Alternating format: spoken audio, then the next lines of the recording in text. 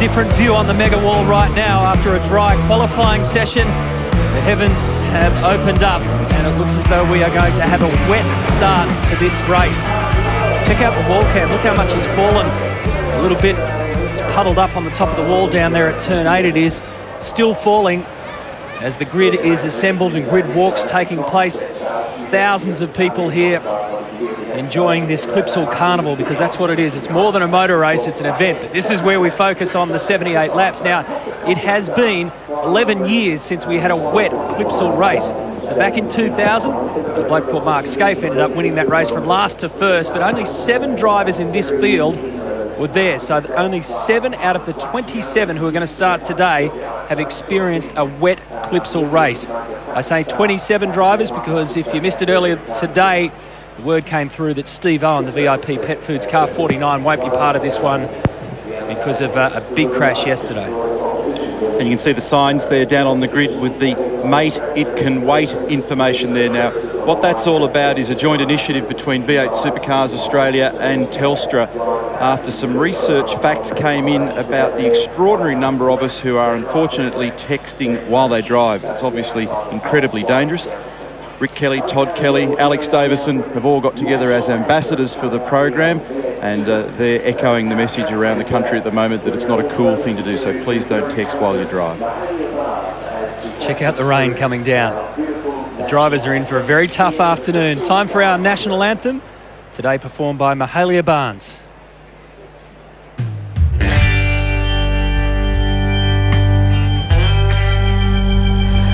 Australians, all let us rejoice, for we are young and free, with golden soil and wealth for toil.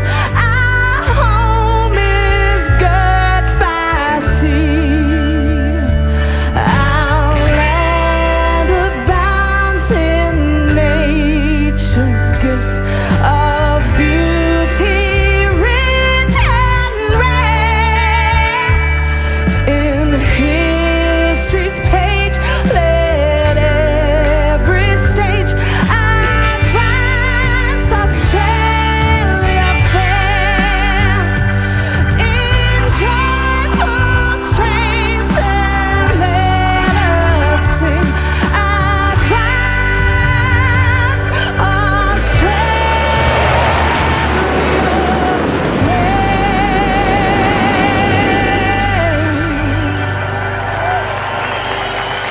That's a great effort.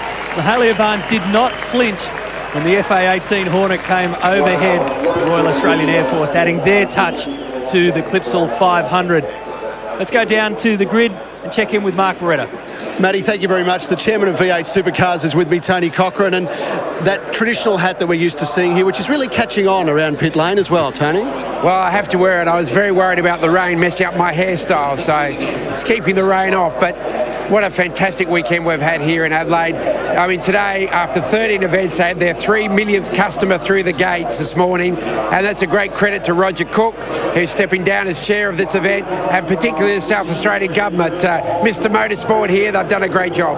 Premier, it's a fantastic event, and the growth of this event is incredible for South Australia. I mean, it's more than a motor race now. It's a fantastic carnival of motorsport, plus, as we've just seen, an air show. So we get great bang for buck. I mean, we get last year about $35 million worth of money being spent in our city by people coming from overseas and interstate. So it's fantastic, and it's now being screened to 110 countries. So well done on 7. And Deputy Premier John Rao, we love coming here. The drivers love racing here. We just wonder how you're going to make it better year after year. Well, look, that's a real challenge, but I think every year has been better, and we'll just continue to do that. It's going to be great. Well, it's fantastic. Another great event, Tony. Yeah, fantastic. And there's one for Harley back at home.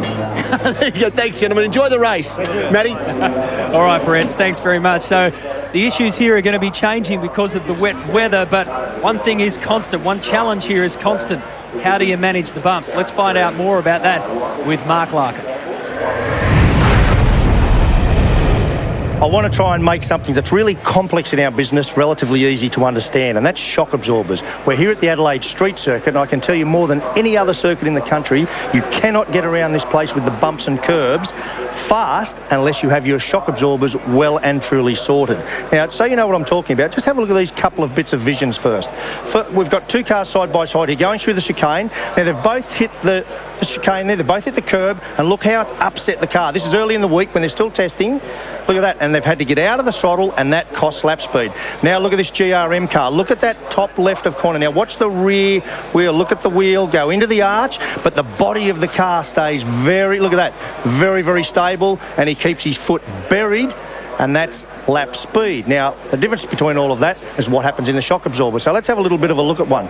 Here's a shock absorber. This has been knocked together by Oscar Fiorinato, Super Shock. He's made one for us so we can have a look at. Inside this shock absorber, where it's all about is this thing here, the piston. Now, if I pulled one of those out, looks like that. It's a little device with holes on either side, and what they do on either side of that is they put these little shims. Now, these shims can bend. Right, now if you can imagine that piston being dragged through that hydraulic fluid, what it does, it actually bends it backwards so the fluid can bleed through it. Now, the timing of all of that and all these shims and all that is what actually tunes your car and how it rides those bumps we were just looking at. Now, if I give this thing a bit of a kick to get it going, there we are.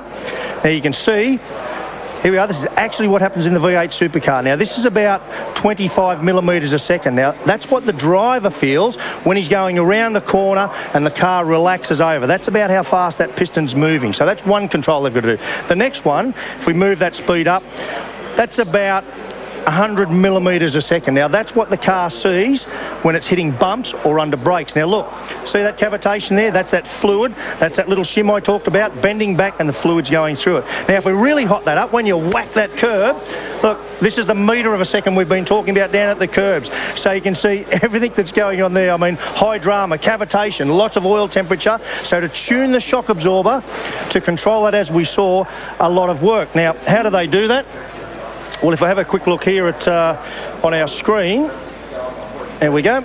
This is typical of a graph that they would look at. So these are all those speed points that we talked about. This will be 100, 200, up to a metre. So teams have hundreds of these graphs, circuits, corners and all the rest of it. So when they test their cars, there's a team of guys in the background working on all this stuff. And what I love about motorsport, to take nothing away from the drivers, it just goes to show how multifaceted it is and how performance is largely determined by what's going on behind the scenes.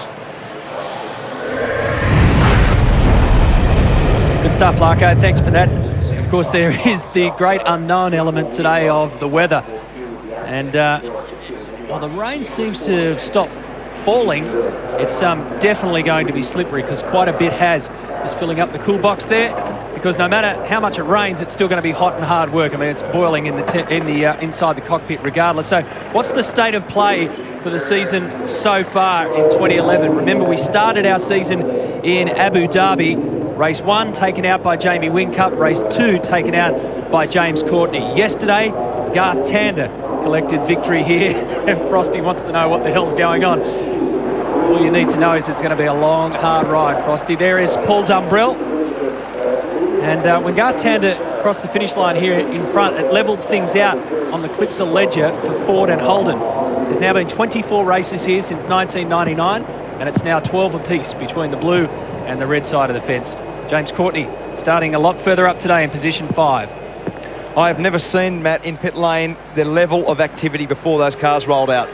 The weather has just sent the place into turmoil. How stiff you have the car, and a lot of what Mark Larkham was talking about in terms of shock absorbers. The shock absorber settings for the rain are totally different than for the dry. And then you've got to have a little bit of a look down the road in terms of what it's like for the whole of this race, because if it goes dry, there you go, it's raining again now. So this is the thing that they're going to have to do. 10 seconds ago it had stopped, and it's just going to keep coming and going like this. We're in the middle of that sort of weather pattern. And if it dries, then the car that you've made into a wet car is not very good. So, I mean, Neil, we've done this 100 times, haven't we? You just don't know what to do with it, and you've got to predict what the weather will do. And you have to hedge your bets, and so you really have to take the middle ground with that kind of decision, and it's awkward. But it looks as though we're going to be in for one of those afternoons where it swings in both directions. No question about it. It's going to be a guessing game. 2 minute signal. 2 minute signal. So this could well and truly be one of the toughest afternoons in the cockpit for the drivers in the history of the Clipsal 500. Last time it came down like this was back in the year 2000. It's raining steadily, it's raining heavily, and there's already a fair bit of water all the way around the track. So 27 starters today. Steve Owen not making the start of this race after big impact at turn 8 yesterday. And can Garth Tander do another clean sweep? He did it last year, and the 2 years before that, Jamie Whincup did a clean sweep weekend as well. So the form guide is there. There's still actually a little bit of sunlight on the track, oddly enough, so it's a sun shower there at the moment. But here's the track-in feature. We've got the hairpin down at turn 9, which will be a passing opportunity.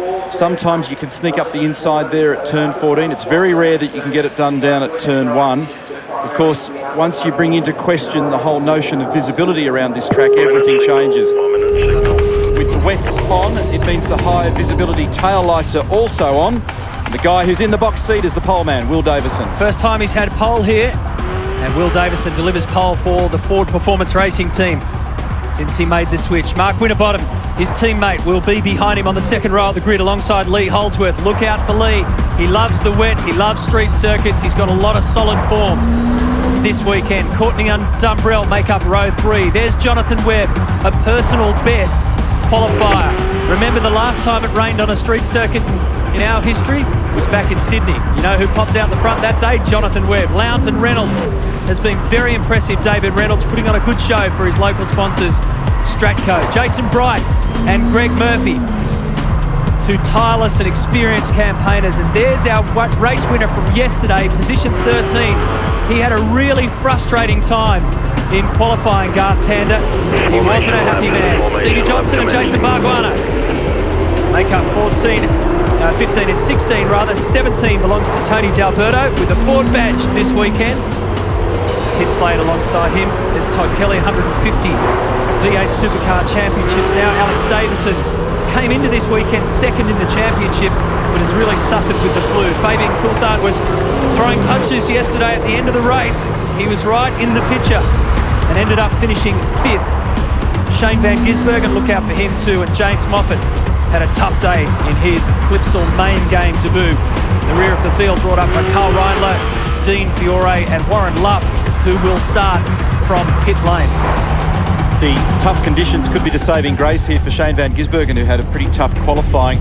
I went and spoke to Jim Stone, Stone Brothers Racing, about it, and there's no one reason for it. It's a combination of elements, but he's fantastic in these conditions, and history shows that. He splashed around in a lot of his youth in New Zealand motorsport, so chances are he'll be one that's worth watching from the back.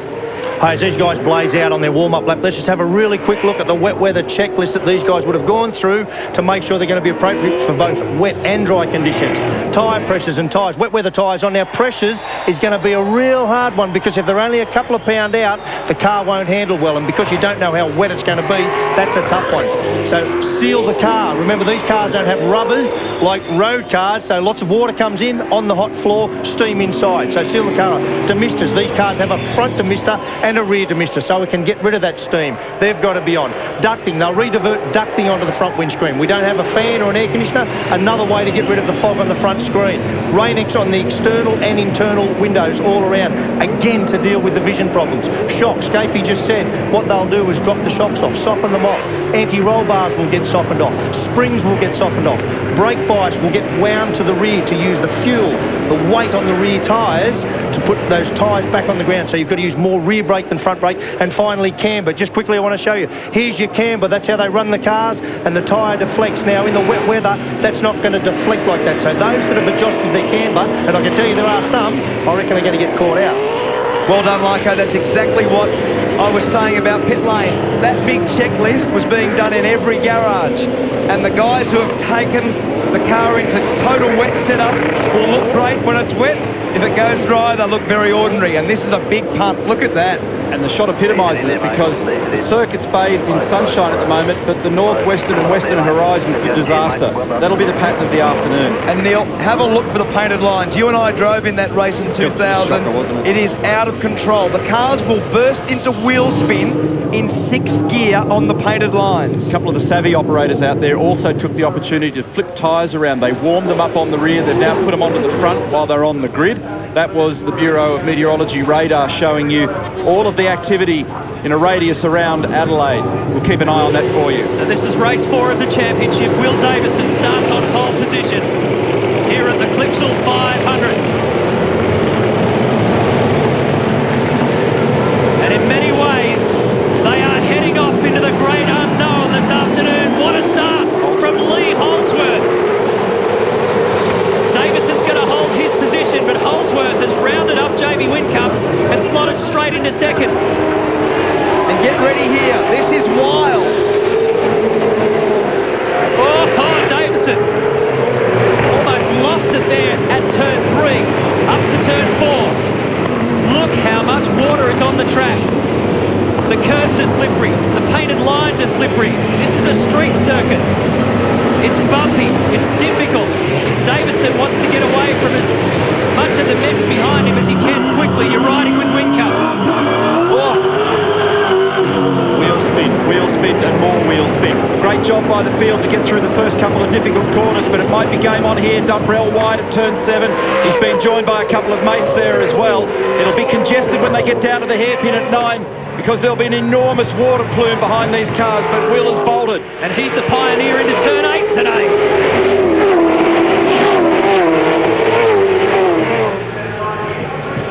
Look at Jamie Whincup. Didn't mess around. He wants this spot back. This is what happened to him yesterday. He got jumped at the start of the race yesterday and had to work hard to get it back. Today he's made amends in just 9 turns. As we took the shot out the left side of Jamie's car, you saw a moment where the inside front on Lee's car actually stopped. It just shows you how treacherous the conditions are as he tried to modulate the brake pedal to deal with water, painted lines, bumps and every other thing. And 2 real winners in this is Rick Kelly, who's jumped to 5th, and Dave Reynolds has jumped to 7th. Great first lap for those guys. The chopper view down at turn 14 brings you onto the main straight. Massive crowd in the grandstands. Barry Sheen pits straight. Now up to the centre chicane. There's motorsport history everywhere here at Whincup. How did he control it? For all money, that was gone early. Oh my God. Twice in 200 metres. Too much throttle percentage and you don't need to step too far wider than that or you'll end up in concrete here. That was close.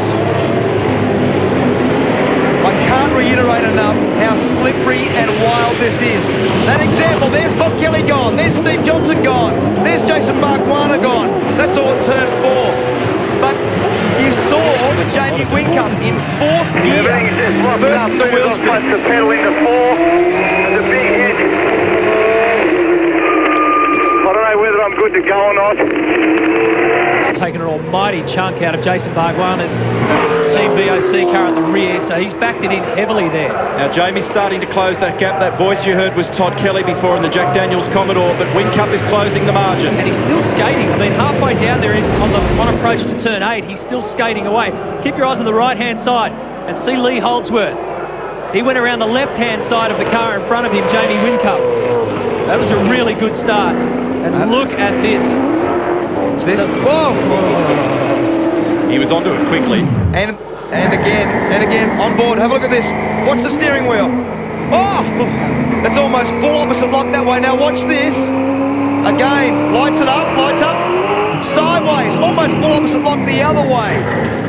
It is so slippery on those painted lines. Well, it equalised it, didn't it? Oh, that's a big one. That was the contact. So there was contact with Kelly and Bargwanna before Bargs went straight into the fence backwards.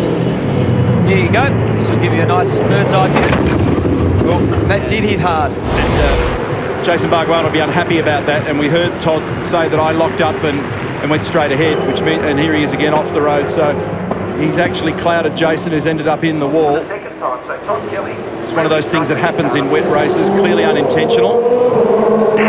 What also happens at the start of these races is Mark Larkin referred to it about what tyre pressure you start with. If you start with the tyre pressures up, you look like a bit of a star as Courtney goes by Mark Winterbottom at turn 7. But you look like a star early. But as the track starts to dry or you run for longer, the temperatures build up, the pressures build up, and the tyre is not as good. And that's why Will Davison was so good on the first lap. He always place sets the tyre pressures high. Rick Kelly's got Lee Holdsworth lined up.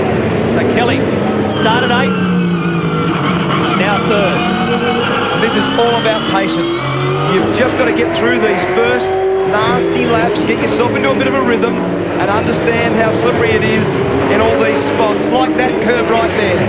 And all the time, with 27 cars pumping water off the race groove, the track's getting less wet. Still clearly very wet, but nowhere near as much as the first lap or two. So what Mark's saying is you just got to play it in gently to get the feel for where your car stabilises and what you're dealing with underneath you for track security. This is Lowndes on the inside of David Reynolds, and 4th position gets him. Rick Murphy's done a good job also. Murphy's got up to 7th. That's a good run. And he started 12th, Scapey. Yeah, really good run for the Pepsi Max. So Lowndes is in 8th. Reynolds slots back to 9th, and Paul Zymbrell makes up the top 10.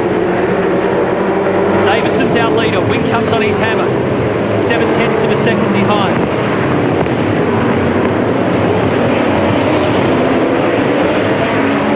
Astonishing to see how much pain there is out there, and then the car's in sunlight. This is on board with Lee Holdsworth. We'll stay with him on the run up to turn 7. Just have a look at the amount of wheel work and listen to the throttle work here as he deals with it.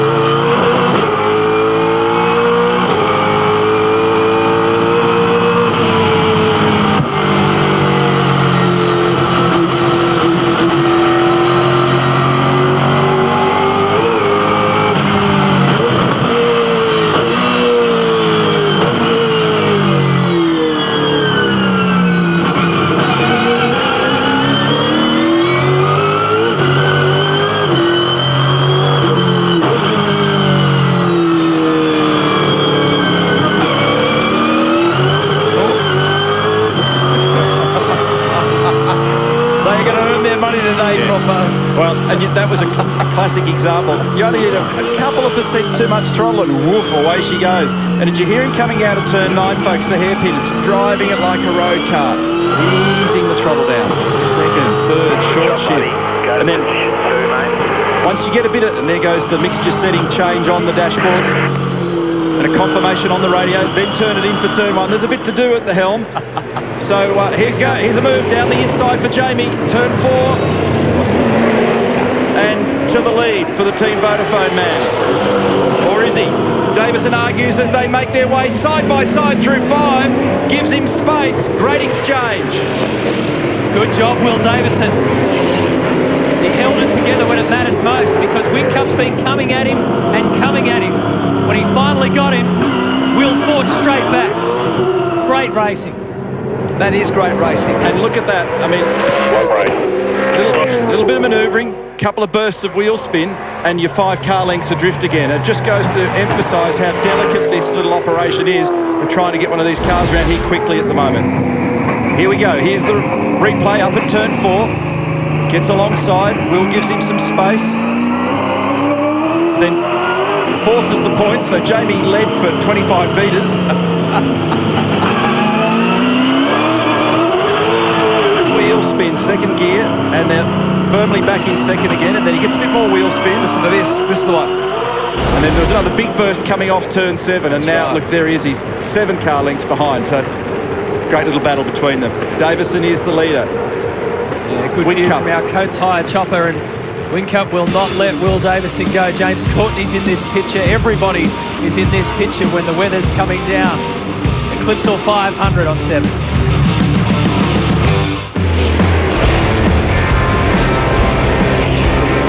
Feeling it might be like this for quite a while. A dice for the lead changes again. Jamie Whincup has rounded up Will Davison. I can tell you, in the course of the last lap, Will has not only lost the lead, but he just about lost complete control of the car. Great job. This is we're coming around to turn 7 here, so a couple of laps back. Will makes a little mistake there, but manages to gather it together. Then, at the completion of that lap, Jamie was in position to make a move down at turn 14, and he did so cleanly. For a split second, you thought that Will was going to try and crisscross him there, but he was never going to get it. A little bit further on, Will had a very scary moment. So the lead now belongs to Whincup by 0.8 of a second. Remember, we say it time and time again, he has that knack gets out in front is when he starts to post strong, consistently fast times. Not one every now and then, but back to back to back. How's this bloke? We mentioned him at the start of the race, that Shane van Gisbergen has got form. We had him on V8 Extra recently. We had a shot of him in a Formula 4 knee-deep in water. So he's had plenty of experience in these conditions, and he's just slicing through the pack at the moment. Another one. Okay, mate. That's ninth. P9, Murphy's is expected. Keep the tyres cool, buddy. So that's Paul Forgy speaking with him on the radio. Garth Tanders, the car in pursuit. We'll watch him from overhead with the chopper and get an idea of just what sort of pace he's got at the moment. Greg Murphy, by the way, has already got 2 marks against his name for shortcutting the turn 2 chicane, and that's Greg on the left-hand side of screen there. So the 2 Kiwis are on the left-hand side of screen. Tanders in the footsteps. So the Giz has gone from 23rd up to 9th. What about Mark Winterbottom? From 3rd down to 14th. Shane van Gisbergen, this great view from up above, is having a look at Greg Murphy at every single opportunity. And the other 2 guys that are seriously fast at the moment are Rick Kelly and James Courtney. James Courtney has just got by Rick Kelly, so he's into 3rd position. Rick Kelly 4th, Lee Holdsworth 5th. Craig Lowndes, Dave Reynolds still strong, Shane van Gisbergen and Greg Murphy. That's the current top 10 with Garth Tander right in the bottom of that shot. And you notice that we're not really seeing wet plumes anymore, so a lot of water has gone off the road now. It's still wet and slippery. You'd be a seriously brave puppy to get out there on slicks, but if it continues to dry off at this rate, that'll start to become an issue. And of course, then the gamble is, a little bit of a plume there, but the gamble is, will it rain again? So you'll start to hear people talking to their drivers about just look after those wets, try and find some wetter road, try and cool them out where you can, or they'll kill them long before the end of the fuel load, which is not good. That's exactly right. So you've got to get yourself to the fuel window, and that means you've got to drive the car over into the wet sections to cool the tyres. What you'll also hear is very, very soon is a lot of the drivers, that's Murphy, a big moment. That's his 3rd strike through there. One more of those and he's got a pit lane penalty. That's Tander up the inside, and you've got to watch that painted line into turn 4. That's what creates the drama. It's very, very easy to lock a wheel. And this is Dave Reynolds, who's done a really good job at the start of this race. And Van Gisbergen, all sideways, he's using the tyres pretty hard, but he's come forward. Have a look in the background. Murphy gets a big leap straight across that turn 2 chicane and sideways afterwards. Started at turn 1 for Greg, and he's just gone wide at 7 as well. Now here's another spot for Shane van Gisbergen. Got beautiful traction with that car at the moment, so it's driven beautifully off turn 7 and just punched straight past David into turn 8. Click down another one for Shane. He's now 7th. Oh, seriously, Shane. Careful. Of all spots. That is wild. That's 6th gear at 215 kilometres an hour. And he's just done the fastest lap of the race, a 38.68. Is that the fastest sideways lap? Exactly, which is only a couple of thousandths of a second faster than Whincup, so he's actually got the same sort of speed. Oh, I don't want to watch this. Check Here we this go. out. Oh, Look at that.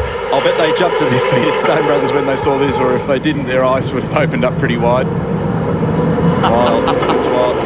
You know, and we've seen him do this before. We saw it at Sandown several years ago. We've seen some great drives in the wet.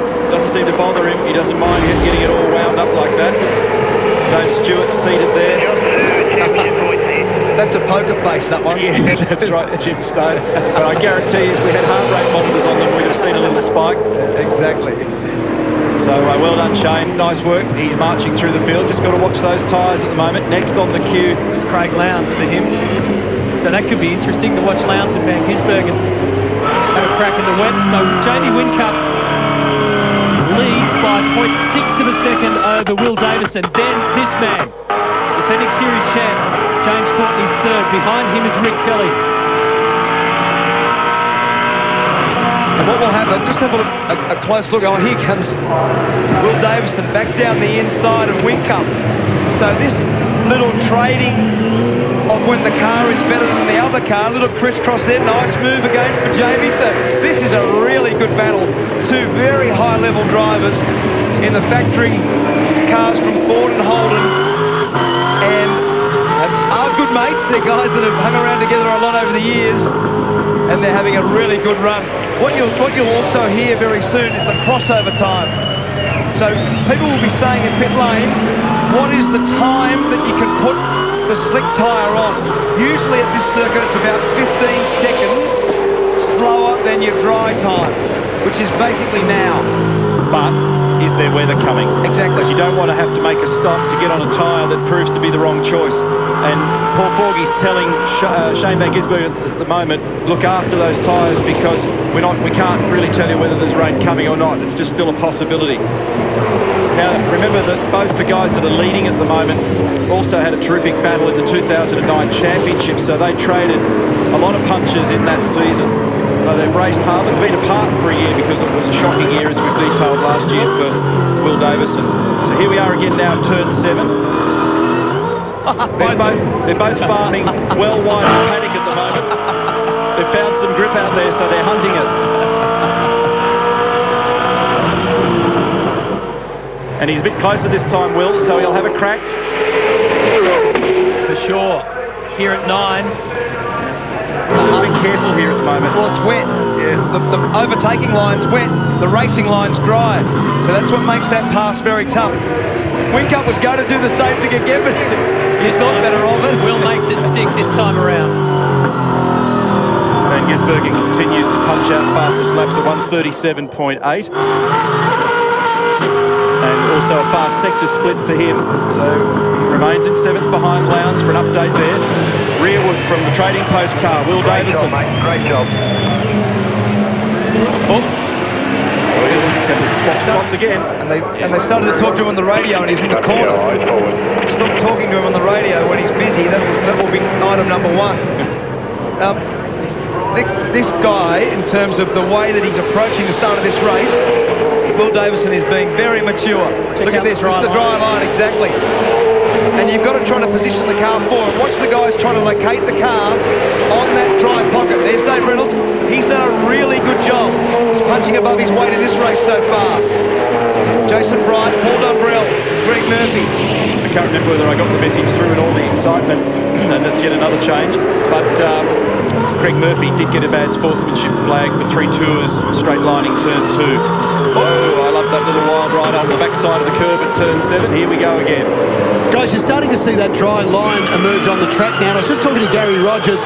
What he's saying is this is turning from a fuel strategy race, which we saw yesterday, into a tyre strategy race. Now, what he's thinking with his guys is as soon as they see a full dry line on the circuit, get them in, get them on slicks, and get them back out there. He reckons they can save 3 to 5 seconds per lap by getting onto slicks early and try to bring themselves up through the field that way.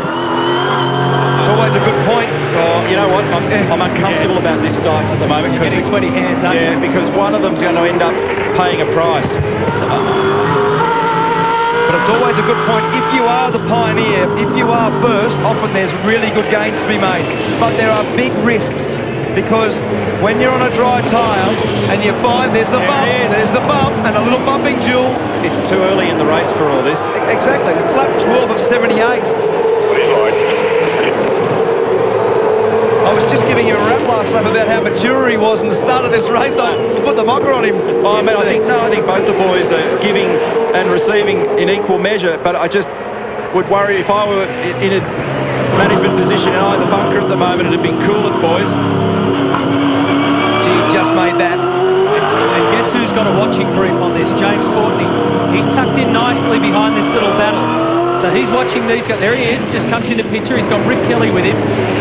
So he's watching Will and Jamie bash and biff and barge their way around the track and thinking one little mistake, well, more than likely the way they're going will cost both of them. And if you need evidence, just ask Russell Ingall yesterday. Tiny light contact with Fabian Coulthard down at turn 9 with a front wheel to a rear guard, bang, sliced a tyre in a wall. That's how easily it can happen.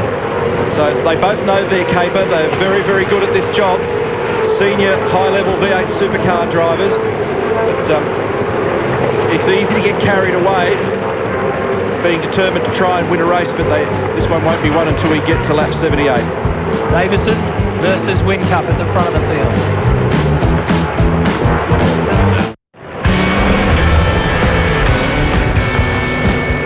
Well, up until this stage of the race, it's pretty much been the Davison and Whincup show, but right now it's Courtney, Kelly, Holdsworth, Lowndes, Van Gisbergen show as well, because they have all joined.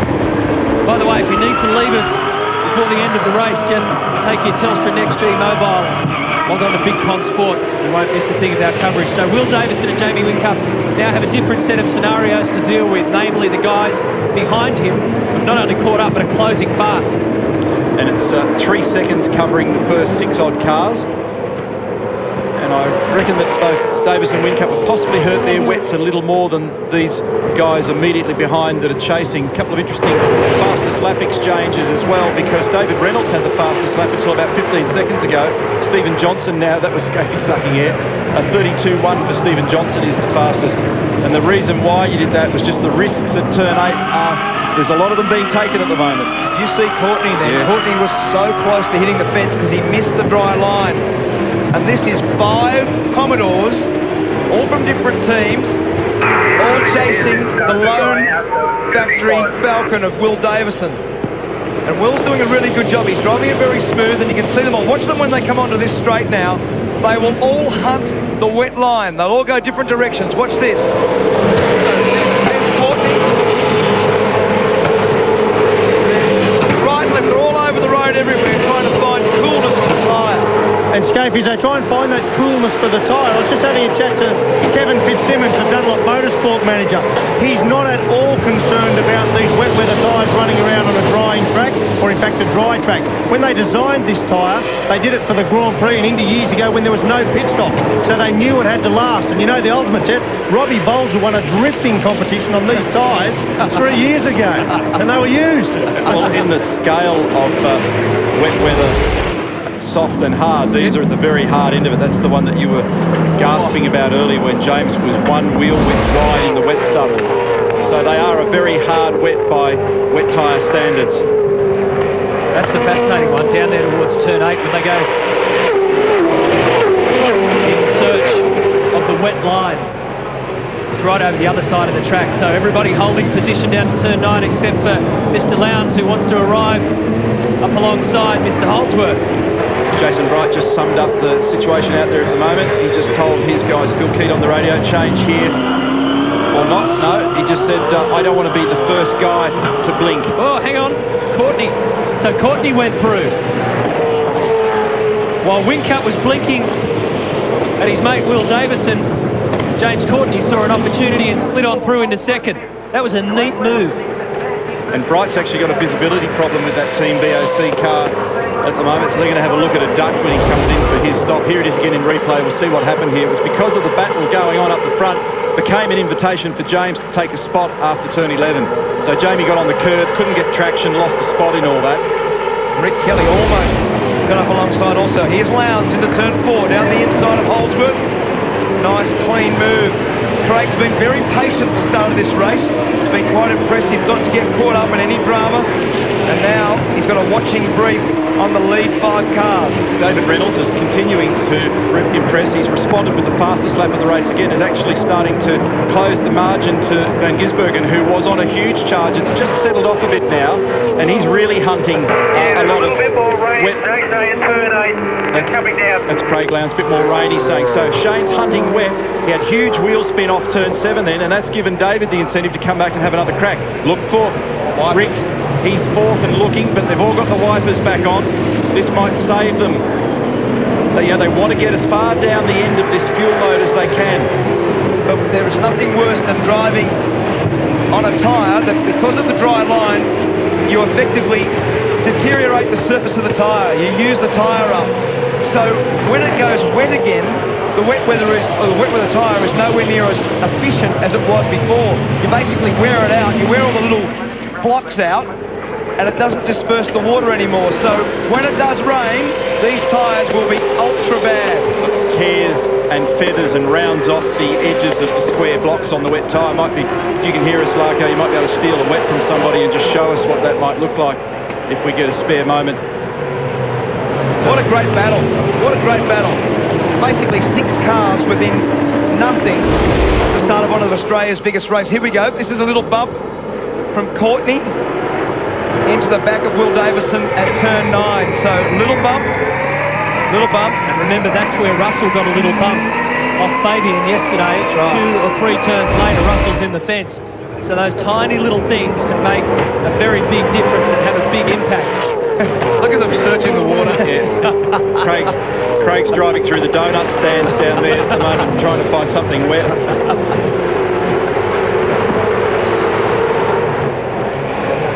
Lee Holdsworth just dropped off this pack a little bit, so it's pretty lively. Top 5 cars. This is a good move, Dave Reynolds. I said earlier he's punching above his weight, and this is always a really good sign of good, young, talented guys in these sorts of races. And now this is because Shane's tyres will have seen their best. Well, he used them up so hard. We saw some of those big slides, didn't we? And it makes tyre temperature and it destroys wet tyres. Will Davison's doing a very good job holding off the field here. He's had his challenges and now challengers because James Courtney is tucked in behind him.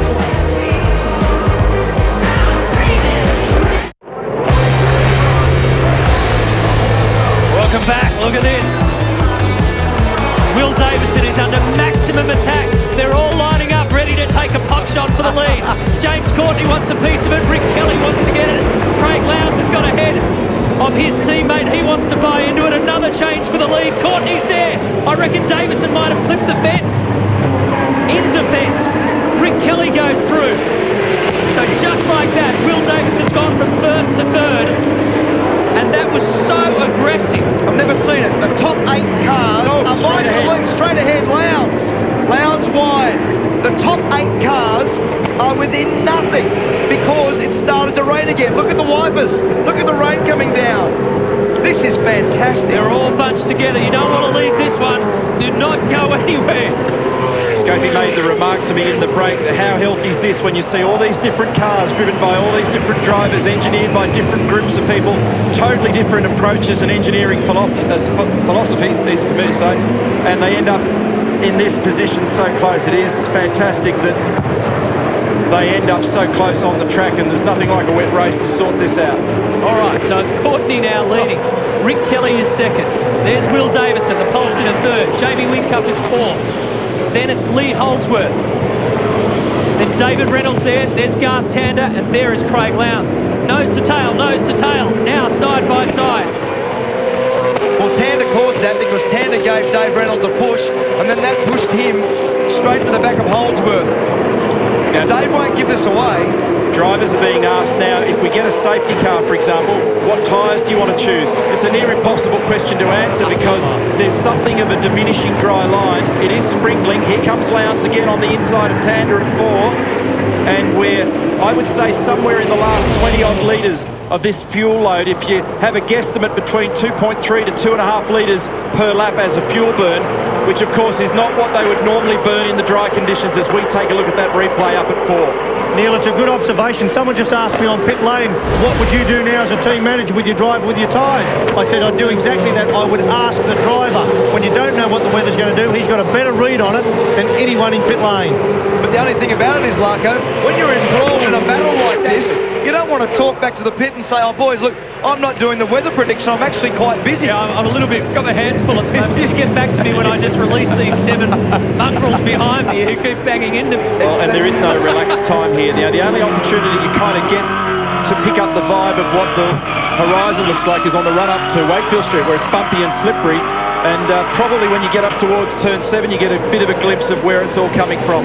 But as we know, and we saw this in graphic evidence in Sydney, final event last year at the Sydney Telstra 500, you know, it was raining in varying corners of the track, let alone postcode to postcode. So everyone's going to run right now to the end of the fuel window. We reckon that the cars will use about 2.3 litres a lap. Neil thinks a little bit more than that, but compared to the dry, where it's about 2.75 litres, they'll run to a window of almost 30 laps. Oh, gee, that's close. Lowndes down the inside. There was nothing in that then. Yeah, so on my numbers, you'd get to about lap 30, but on this first stint, you always burn a little bit getting out onto the grid, then doing your reconnaissance lap and coming back. We'll change here. up at turn 7. Oh, Courtney's gone so wide, so Rick Kelly now has the race lead. And it's raining hard. Look, in that section of the road, it's wet. Look, we saw that bit of road before, dry. It's now wet at turn 7. The fourth driver in 25 laps to have the lead of this race. So, I reckon my guess is around about lap 27, 28. All the engineers are asking their drivers again at the moment, what do you want? Here comes Lee down the inside of Whincup. Job done nicely. So we're seeing different phases of performance depending on where your tyres are at, the way your car's set up at the moment, what risks the drivers are prepared to take or not. What a battle. Kelly the leader. Absolutely fantastic. It is great. We're seeing different teams, different drivers, all with their moment. Can't say in the sunshine, but you know what I mean. We saw where you're heading. Here's Tander on Whincup. Whincup's going to go wide, give him the room there. So clearly car 88 is under pressure and he knows it. He's struggling a little bit, so he slots down another spot. Whincup goes to 6th. I just wonder what all that changeover would do for Will Davison. It now puts him in a spot, so this is Courtney going off. That gave Rick Kelly the lead. Remember, since the start of this race, Davison has been in a battle after battle after battle. Now he's just pocketed into third, a little bit of space by himself. Now, the first guy to actually put a stake in the ground that I've picked up on is Lee Holdsworth. He made the call to Richard Holway's engineer. I reckon we should go to slicks. So, that's a brave one. That's a brave one. That's very brave. Because did you hear what Lee said back? He went, no way. Neil, you're spot on, mate. That's exactly what Fujitsu are doing. Van Gisbergen round at turn 7. Got it on the curb, rode it for a while, didn't have enough lock available, couldn't get it round. Hey, what do you reckon, mate? Should we take it past?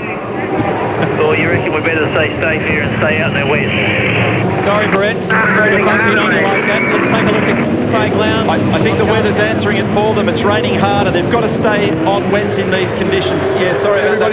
Everybody's going to slicks down here. Really? Yeah, absolutely. Will Davison's on his way in. Lee Holdsworth on his way in. They're all going on to slicks. This is going to be wild, boys. Well, the guys that are on slicks are in for a rude awakening when they get round the back of the track, because even in the last 30 seconds it's worse. Here they come. So Will's in. This is game-changing stuff now. This race will be won and lost in the next 10 laps. Holdsworth in, Tander in. Now let's see what they put on.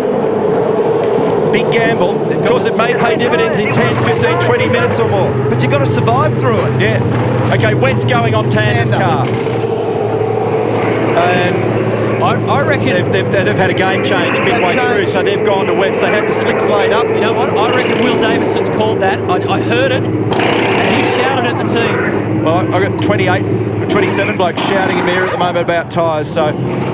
Ready? No, so Lee's sticking with slicks. Go, go, go, go! That is brave. Now watch this outlap of his. He's going to have to do this at rental car speed. Be careful, buddy, was the word. Exactly. Richard Holway just said to him, be careful, and honestly, another bear with us at home. Of this, and now it's going to dry out, mate. Super cautious, bring him up. Great job, mate. You will not believe how dangerous this is. Yeah, and we're talking about the sort of pace you do in the car park at the shopping centre, otherwise you'll end up off the road. Richard Holway said to him, mate, you've got to get through 5 minutes of this, and then it's going to dry up. So they're making a prediction. And look at Lee, battling to get round turn 5. Of course, if it does come their way and it dries out, they're one stop in front of everybody in terms of tyre placement. I'm absolutely convinced that Will Davison has arrived in pit lane and seen the slicks there and gone off his nut. Said, you guys are nuts, go and get the wets. Standards on wet, mate, so we've just got to focus on And it's a fair call because get into a rhythm, buddy. if he's the one in the box seat, it's worth wasting the 15 seconds to get the other wheels and tyres than have to puddle around on the wrong tyre for too long. What's going on Oh, he's gone. Both of them are gone. So that was Courtney down the escape road, or Tander, sorry, down the escape road, and so did Lee. They both fired off. See, 9's where the puddles grab up too. That's right. The one spot on this circuit that will stay wetter than the rest will be turn 9.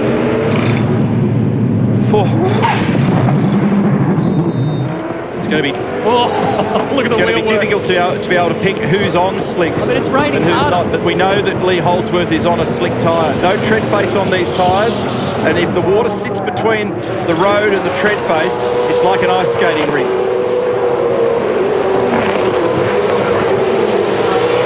And it's Murphy's Law, isn't it? As soon as you put them on, it's almost guaranteed to rain harder than it was before. Just see that wheel spin. See this. That is out of control. Neil Crompton and I are grimacing at every bit of wheel spin. And oh, look at that sideways. Oh, he stayed on. I can't reiterate this enough. It is absolute madness when it's like this. He's got to slow down. I know he needs to make temperature, I know, but he's just going to have to slow down. Yeah, that's the good call, Lee, is just to let him go. It might come back to him quickly anyway. I mean, 5 minutes from now it could be the other way around, so let him go. Don't get sucked into everybody else's rhythm. Yeah, the odd one is, though, you usually do what Lee's done when you've got to go out on a limb, and there was no reason for him to go out on a limb, because the guy is terrific in the wet in any case. And it's probably just sort of in the wall. There you go. That's the end of his race. Just wouldn't turn one little bit. I mean, Okay, mate. So the gamble... I really feel sorry for him. I mean, it's so hard. They were trying to do the right thing and be out of step with other people, and it's just unbelievable. Well, in the most brutal terms, they've outsmarted themselves. Now, I imagine this will be a safety car. Safety car, boards and flags. We've got cars stopped. Left-hand side entry to turn 9. Just hold safety car. Now, Greg Murphy ran the wrong way. I think there's a few who hadn't stopped, and this will actually help them because they've been able to go longer on that load of fuel. It's not your fault, buddy. You're on the wrong side, mate. No, we thought that was it, so sorry, bud. Here's the replay. Just would not turn. Well, a slick tyre and a wet track just does not work. And Richard Holway really responsibly then, said, it's not your fault. You're on the wrong tyre, mate. Yeah, the only thing I'd say, though, is if you are on it and you've made that choice, you've just got to knock it off to almost walking pace, because 5 minutes from now, you just never know where that luck may play you. That's right. You've got to live through that phase, haven't you? And clearly, turn 8 there is so wild. But it has ended poorly for Lee Holdsworth, which is a shame after his great qualifying performance, and there's been a lot of promise in the pace that these fellas have got. They'll have to show it another day. So Rick Kelly with wet tyres going back on. Tony D'Alberto in front of him. Jonathan Webb coming in. Safety car out. And here's Paul Dumbrell. Big moment. Massive moment. Oh, how we got away with that, you'd never know. That's as close as you want to run. Well, isn't it? So, chaos in pit lane. These races just bring it out, don't they? It's just... So, that would have been Paul on well-worn wet tyres, having that pit moment. So Petter's safety car in control. The rain keeps coming down. And the first big gamble of the Clipsal 500 hasn't paid dividends at all for Lee Holdsworth.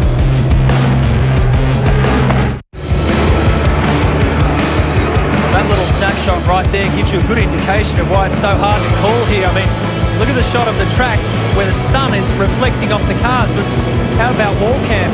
It was completely flooded, essentially. So there's plenty of rain coming down, but the sun's shining, and it just makes you wonder, had Lee Holdsworth been able to just control that car a little bit better, in the space of 10 minutes, like you're saying, Crompé, could well turn out to be the genius here. But instead, his race is done and dusted. And that's the great shame.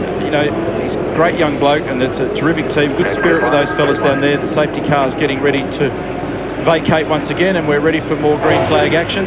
And the bounce of the ball could have been the other way there if he'd slowed up. Even if he was prepared to sacrifice track all the way back to 27th position and walk around, 5 minutes from now he might have been on just the right tyre. But that is unfortunately the benefit of 2020 hindsight. And safety cars breed safety cars. Don't worry, after the restart of this race now, it will be on. Because Van Gisbergen, we already know he's great in the wet. He's back in 13th position. So he'll want to come forward A couple of great drives. Jonathan Webb's currently third. Dave Reynolds currently sixth. Rick Kelly leads him out from James Courtney, and there's Webb. Finished every race in 2010, and of course won the wet street race in Sydney. So he's seen this picture before, and he doesn't mind it. And he's driving it well, Matt. Very, very straight, and he's giving the series champion plenty of little Morse code messages through turn 5 and 6, and then a bump there. That was a lot harder than it looked, I reckon. That was Whincup and Lowndes, and this is on. So he's got him. And this is gutsy. This is really gutsy into turn 8 on the first lap after the safety car. Total wet, yeah. That's not surprising at all. No. So Rick Kelly here doing a terrific job. Fourth different driver to grab the lead of the race. Jason Wright wants to have a look on the inside of Stephen Johnson, and then if you take all the different lead changes between Davison and Whincup, there must be 10 or 12 lead changes by this stage. And at Team BOC, they took the opportunity to dive in the passenger side of that car to try and retrieve one of the fresh air vents or one of the ducts in the cabin, because Bright's got a visibility issue which they think is the screen heater. It's not a wiper issue, it's actually the little filaments in the screen which work exactly like those in the back window of all of our road cars, only they've got them in the windscreens of the race cars. Who was that was wide? That was Bright, actually, I think. Oh, and Gizzy down the inside, but Bright was really wide at turn 14 as well. And this may not be over here yet, boys. Could be a little bit to play out here.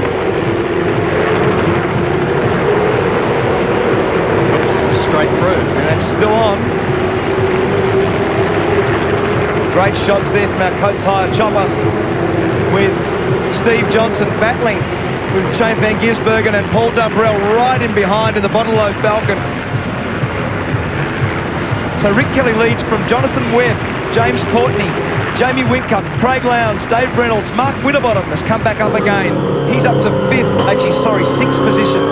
Garth Tander, Will Davison and Jason Bright. That's your top 10. Oh, right behind the Jason Bright, and that was Steve Johnson right out sideways. He's in 11th position, and that's Van Gisbergen right behind. And already with the sunshine, you can see the light patches coming up in certain areas of the road. Rick Kelly doing a really good job, but Jonathan Webb's coming at him. There's Garth Tander down the inside of Dave Reynolds. Will Davison right in behind, little bump. And that's the sort of bump that hurt Russell Ingall yesterday.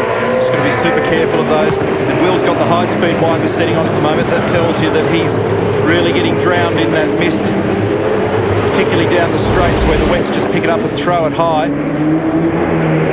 And Whincup, big moment for Whincup. Wrong side of the curb for him. And it's interesting how that the surface behind the curb is actually so grippy, it straightened the car up momentarily. Exactly. When you've got the opposite lock on, you're turning to the left, all of a sudden the car straightens up, you can't get the lock off fast enough, and that's why it deviated direction so quickly out to the outside. Gee, this is an impressive performance from the man out the front, Rick Kelly. He started from 8th position. He's seen off all the challenges, and now he leads this race with the youngster Jonathan Webb behind him. It's been 3 years since Rick has won a race. Have to go back to 2008 at Oran Park. And of course, he'd be searching for Kelly Brothers Racing's first team victory, first race victory as their team. Jonathan Webb's got pace here. He was 3/10 faster in the last sector than Rick, so he's definitely hunting down this little margin. Oh, it jumped sideways on the gear change then for Jonathan. And those painted lines, yeah. They're so wild. Here we go, just look at this. That's a lot of water. That is a lot of water.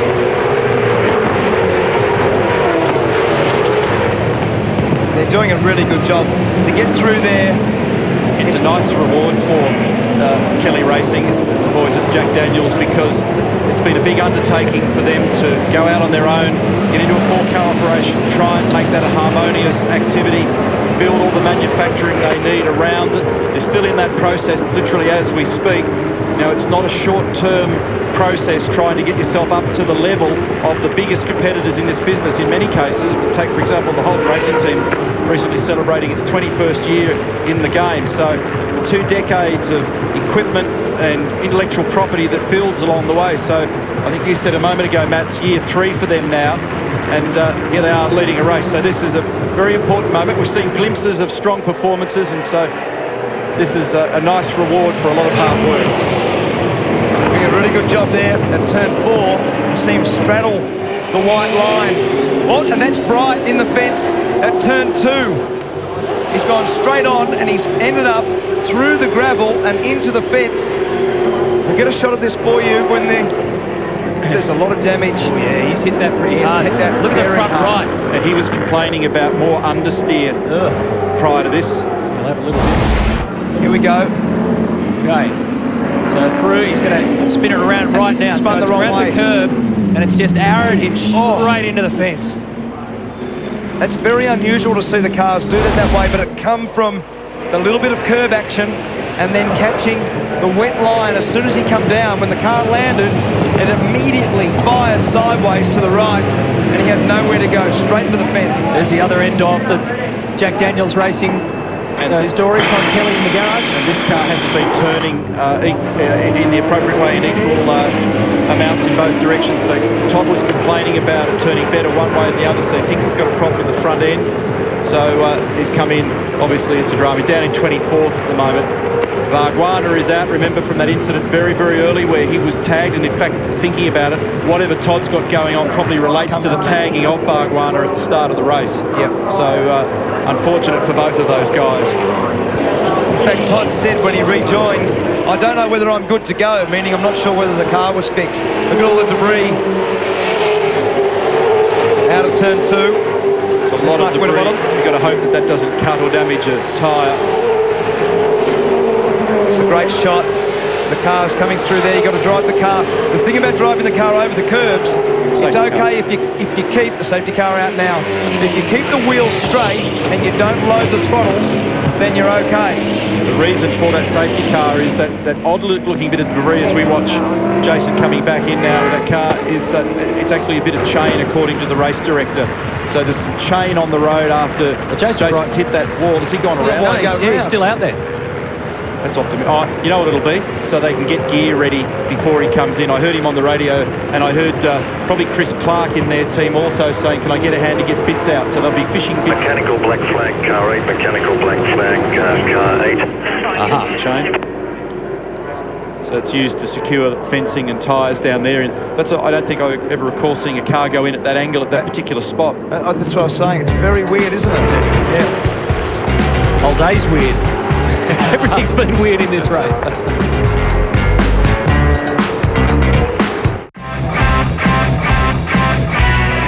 Well, the race that has it all has now a bit more as well. Team BOC have been forced to park it. The Pettis safety car is out there. The rain has stopped falling, but there's still water on the track. And there's still a long way to go. 41 laps, in fact. So let's take you all the way back to the start, where Will Davison started from pole position and got a ripper of a start, but Lee Holdsworth probably got the best from his second row, rounded up Jamie Whincup and slotted into second. Todd Kelly and Jason Bargwanna came a cropper up at turn 4. Big impact for Bargs' car. And then it was just on. Whincup versus Davison. Then Davison against Whincup. They kept tic-tacking their way around at the lead, while Shane Van Gisbergen mowed his way through the field, started way back in 23rd spot and got himself up into the top 10 in his typical style. These two just had an awesome battle. The lead kept changing. They rubbed panels. It was fair, but it was fun. And it was furious racing. Just great to watch. This is where James Courtney made his move on Jamie Whincup and then parlayed that into a move on Will Davison, where Will got all bashed around here, and before he knew it, he was third, and before Rick Kelly knew it, he was first. It was that kind of race. By the way, this is all before the rain really started coming down and messing things around. So tyre choice became critical. Will Davison made a late call to not go to slicks and stay on wets. Lee Holdsworth, however, went out there on slicks and paid the price heavily. And then Jason Bright. This is the impact that has triggered the safety car that we're currently in at turn 2. And it was only about, 30 seconds ago that I said the rain had stopped falling. I think it's falling again. Got a flat tyre. Craig Lowndes, flat tyre right front. So he'll have to come in right now. I think he's missed it. I think he's missed the entry into... No, I think he got there just, Matty. Just. Yeah. So here he is. This is on the final lap of the safety car period. Yeah, I was just talking to Jeremy Moore. He's not aware of any contact that Craig's had. Yeah, right front tyre there. And what they're going to do here, you'll see, I'm pretty sure they'll do both front tyres. The reason they'll do that is because if you put one tyre on the warm, leave one tyre on the warm, put a cold one, and it makes the car extremely difficult to drive. Maybe that was as a result of the debris down at turn 2. Mate, I might just try and get in here and have a look at one of these tyres, if we could. Scapey was talking about that tyre a little earlier on. If I lift that up, there you can see, well, there's a flat one, but you can get some idea that... Oh, no, they want to take that tyre away. I might just see if I can grab another one. So I want to try and show you the tread blocks are usually quite deep. That's it. That's the bit of metal right there. That's gone straight under that tyre. Yeah. So have a close look there on the left-hand side of your screen. You would have seen something that punctured that tyre. And if you recall, I was talking about the debris on the road. Go ahead, Lark. I know you want to get a word in. No, that's okay, man. Obviously, the guys are keen to know what... Yeah. So there's the replay again. They're busy down there at the moment, but we get the general idea that I was worried about the amount of rubbish that was sitting on the road down there when that chain was there, because the tyres have got, compared to a road car, very thin tread face, so it's easy to damage them. Even the wet, which looks chunky, it's got less than half a road tyre tread depth. And that was a crash that left more than just kitty litter and, general debris behind. It was a big one. Tore a bit of a chain off the fence, so there was all sorts of stuff down there that could do that damage, and they'll find it. And have a close look. So there's no reason for them to look for the puncher, because we know now what it was. But if you have a look at the tread and the way the tread deteriorates, they start out with very sharp blocks, and the block effectively squeegees the water out from under. There's the bit of metal. There it is. It up, and it's sitting proud, and it stabs the middle of the right front tyre. Exactly. So when they go home for a beer later tonight, Craig can say, thanks, Jamie. Yeah, now that's answered the question, because Adrian Burgess is watching what you're watching at home. So that has answered the question for them at Team Vodafone. And that was debris on the racetrack as a result of the Jason Bright contact with the wall outside turn 3, where there was bits of chain and various... it'll probably be a bit off his car, I'd say. I don't think that'll be nothing associated with the track wall. So this is the restart. Again, this will be on for young and old. There's 40 laps to go. And Rick Kelly is at the front of the field. I need to re-register what you just said there. There's 40 laps of this to go. It feels like they've already done a few rounds, doesn't it? Good restart, Rick Kelly. Well done. And that's the thing about these really long, complex races, especially when the weather's odd like this. And look at James Courtney down the inside of Whincup here. You've got to be seriously careful that you just don't go too hard, too early, too aggressive, too early, because there's so much of it. So many things can go wrong. And Kelly's shortcut, Rick Kelly that is, shortcut turn 2 on that very lap. So he's got 2 occurrences against his name now. There's ugliness brewing right here. Whincup, Winterbottom, Tander and Davison. See James on the turn 5 curve, that he was right up on top of it, like virtually had the entire car on it. Use this little pack. David Reynolds is behind them, and Rick Kelly did get bang. That's infringement against his name. Yeah, so he didn't miss it, did he? Mind you, I mean, you can't help it when it's an automated process like that. But in that instance, that's just cold tyre, wet track, understeer. Clearly not trying to break the lap record by straight lining the chicane. That's right. Unfortunately, the rule's the rule. Big slide there for Dave Reynolds in the middle of turn 8. The guy that's made some ground in this race is Steve Johnson. So he's now at the back of this lead pack. And this is pretty healthy, with Courtney, Whincup, Winterbottom all battling. Tander right behind him, Will Davison, and then Steve Johnson. On board now with Jamie Whincup. And looking not far enough yet. And James actually spotted him there at the last minute, left him some space. Now it's a drag race. and he gets away with it. It's got very good drive traction there. The 888 Commodore got away from the HRT car of James Courtney as they come out of the final turn. Just in case you're wondering, the stop for Lowndes, the delay, getting the tyre on, what have you, did get him back out. He is on the lead lap, so he's at the bottom of the queue, but taking a while. He's in 20th position. Yeah. The first phase of the race was not good at all for this man, Mark Winterbottom. He started on the second row of the grid in third. He tumbled down the list to be the back end of the top 15. Now he's back up to 5th again.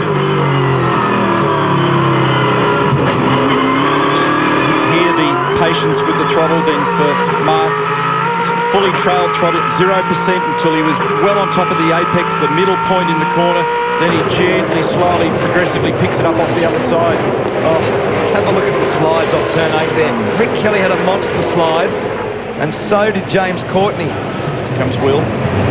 Very wet part of the racetrack over there. He gets it done. Garth goes back for the crisscross. Well, he was trying to, but it's not. Steve Johnson punched him into that spot. Oh, and Garth had to grab the brake then. He had to grab the brake at turn 10 just to be eased back out of it, or that would have got all a bit ugly. There was a little bit of stress between them in qualifying yesterday. Former teammates the last couple of years when Garth whacked the back of Will Davis, and Garth was on his lap. Will was about to start his qualifying lap, and they made contact down at turn 9. So Jamie Whincup now looking speedy as he moves up onto the back of Jonathan Webb. Look at this slide right at the end of the and then there's another one. Watch this next. There's another. Oh, so easy to go with the fence there. It's amazing. Look at the last bit. That's the next slide. That was the Courtney slide behind. I mean, it's just fantastic stuff. That's 200 kilometres an hour in 6th gear. In a device that's 1.5 tons. It is seriously very, very good driving. So Jonathan Webb has done a remarkable job. We saw him in Sydney. He's got really good wet weather form and a big slide. Actually, he handled that well, because what he did was, instead of trying to keep the tight corner radius on, he just let it go, floated up over the curve, and went, okay, well, this is what I've been dealt, pressed on, and didn't lose any ground. He stuck with it. Looked like it was half a move. In fact, he'll probably do it next lap. That's good. 27 years of age, Jonathan Webb, already one race win next to his name. Certainly in this conversation, no question about that. Tander and Johnson will continue their duel as the Clipsal continues.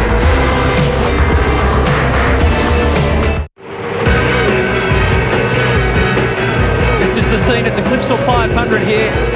More than 81,000 people are witnessing this today, bringing the total to 270,000 for the 4 days of this event.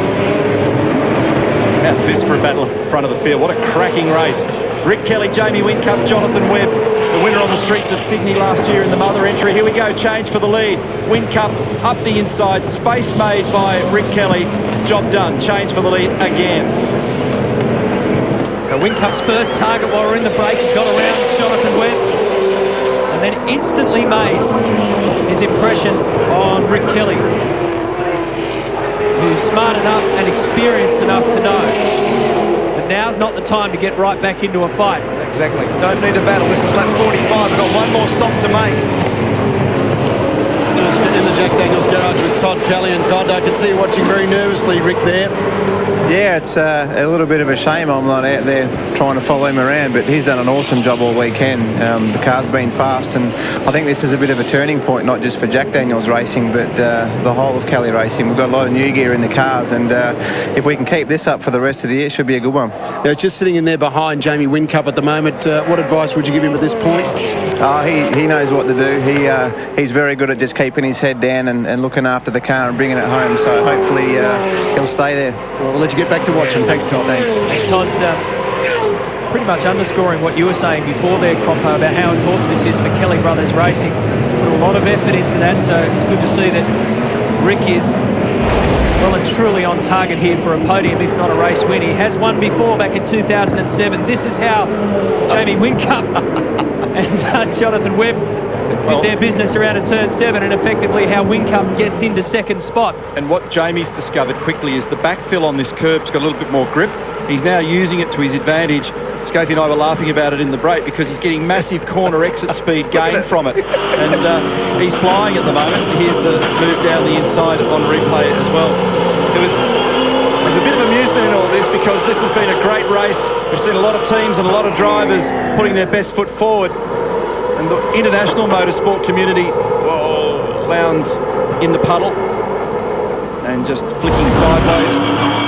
International motorsport community raised its eyebrows and in some cases huffed and puffed when recently Mr. Eccleston, who runs Formula 1, suggested it'd be a great idea if they turned the sprinklers on halfway through a Formula 1 race to spice things up. Well, he's proving once again that the wet certainly turns on a show. It may not be quite as crazy as it sounds, although it is a bit contrived, but certainly this wet race has been fantastic. It's the combination of the wet-dry and the varying phases of the amount of wet on the road that's actually made this pretty wild. Here comes Garth.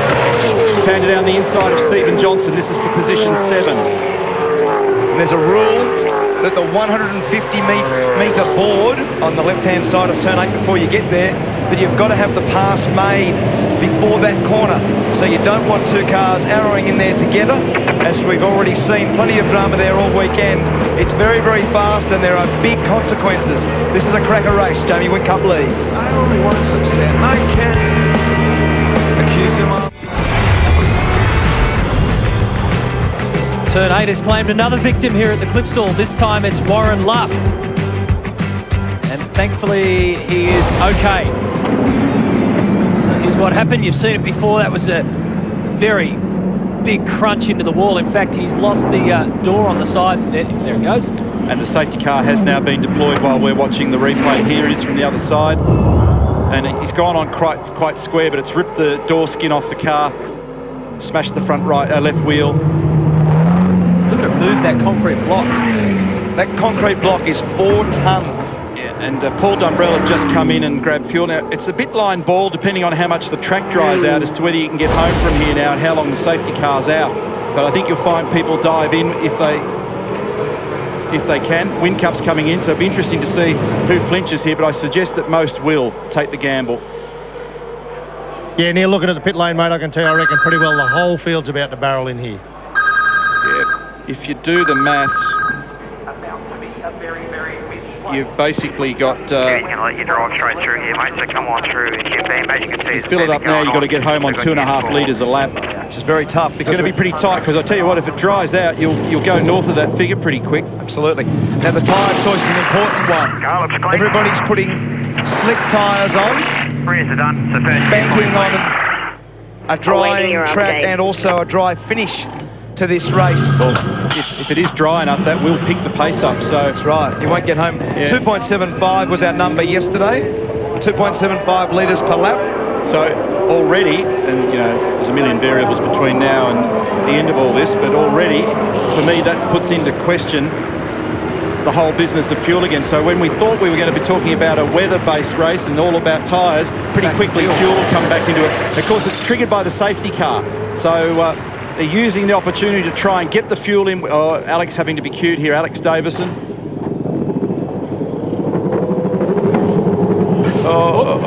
That was see that one coming. Close.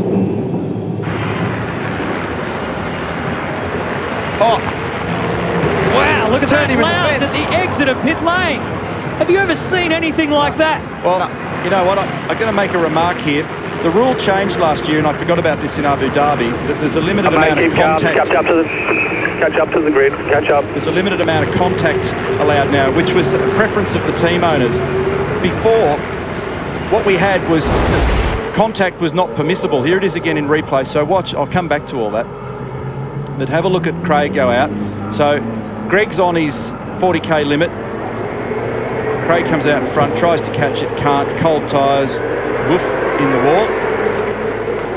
So what we've got now is this sort of weird scenario where you can have contact and then it goes to race control to determine what's good, bad or indifferent, whereas in the old days it was out of bounds.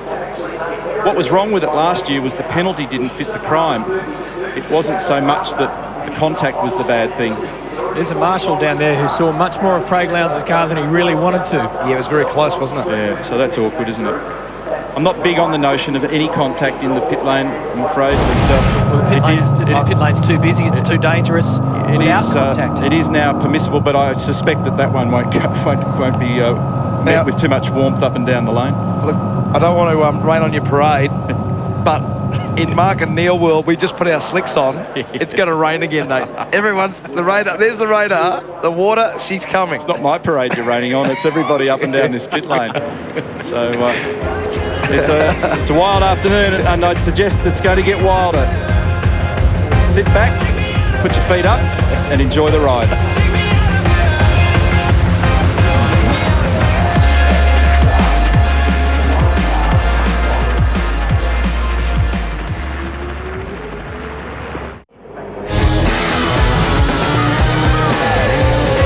Here we go for the third restart of this race. Jamie Whincup leads Rick Kelly from Jonathan Webb. And Whincup's engineer Mark Dutton said to his driver, go out and have some fun. That's some advice. Here's James Courtney straight away on Webb, up to position 3. Oh, and Jonathan very wide then at 4. He's lost a bunch of spots.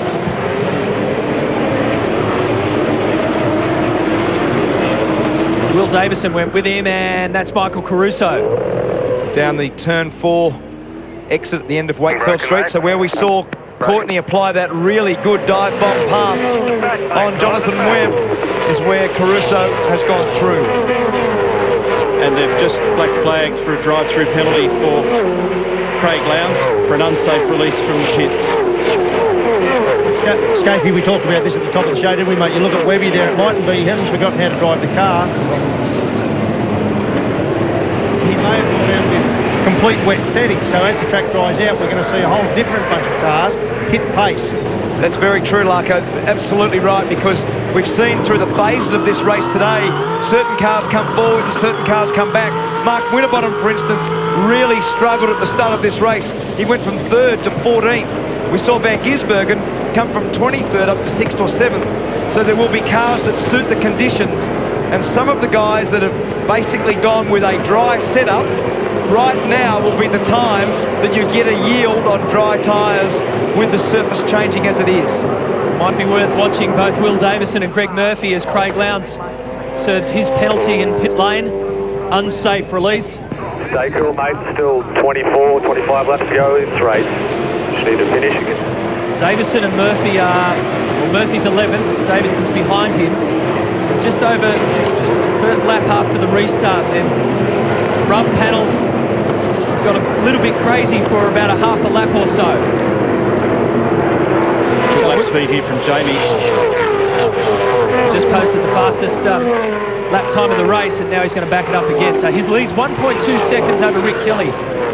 Craig not only just served his pit lane penalty and have a fair head of steam, as he's come out of the pit lane, he's jumped across the electronic line. He's now got 2 strikes against his name down there. Shouldn't have a smile on my face, because you just know how frustrating all that stuff is.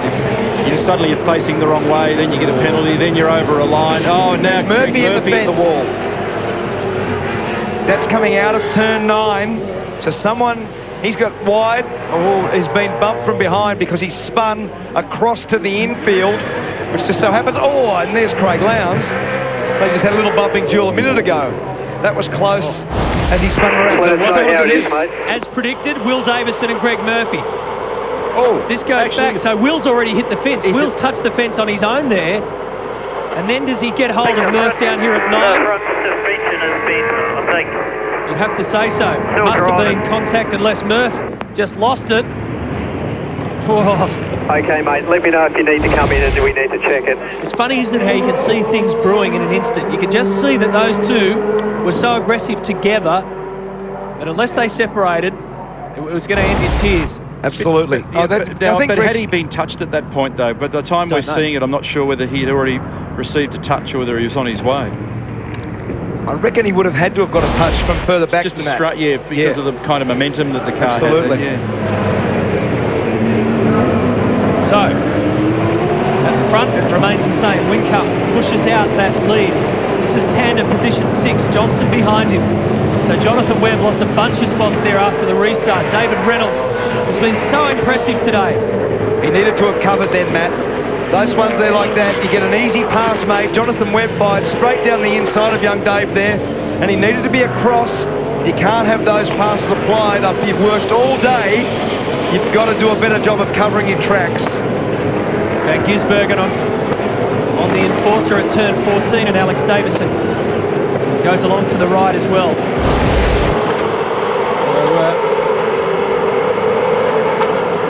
Another replay of Jonathan That's Webb. twice now he's been out there. And much wider than that, and you're going to be in the fence, so that one was wild. Here's Greg Murphy, we'll show you. And he turns it in, he gets wide.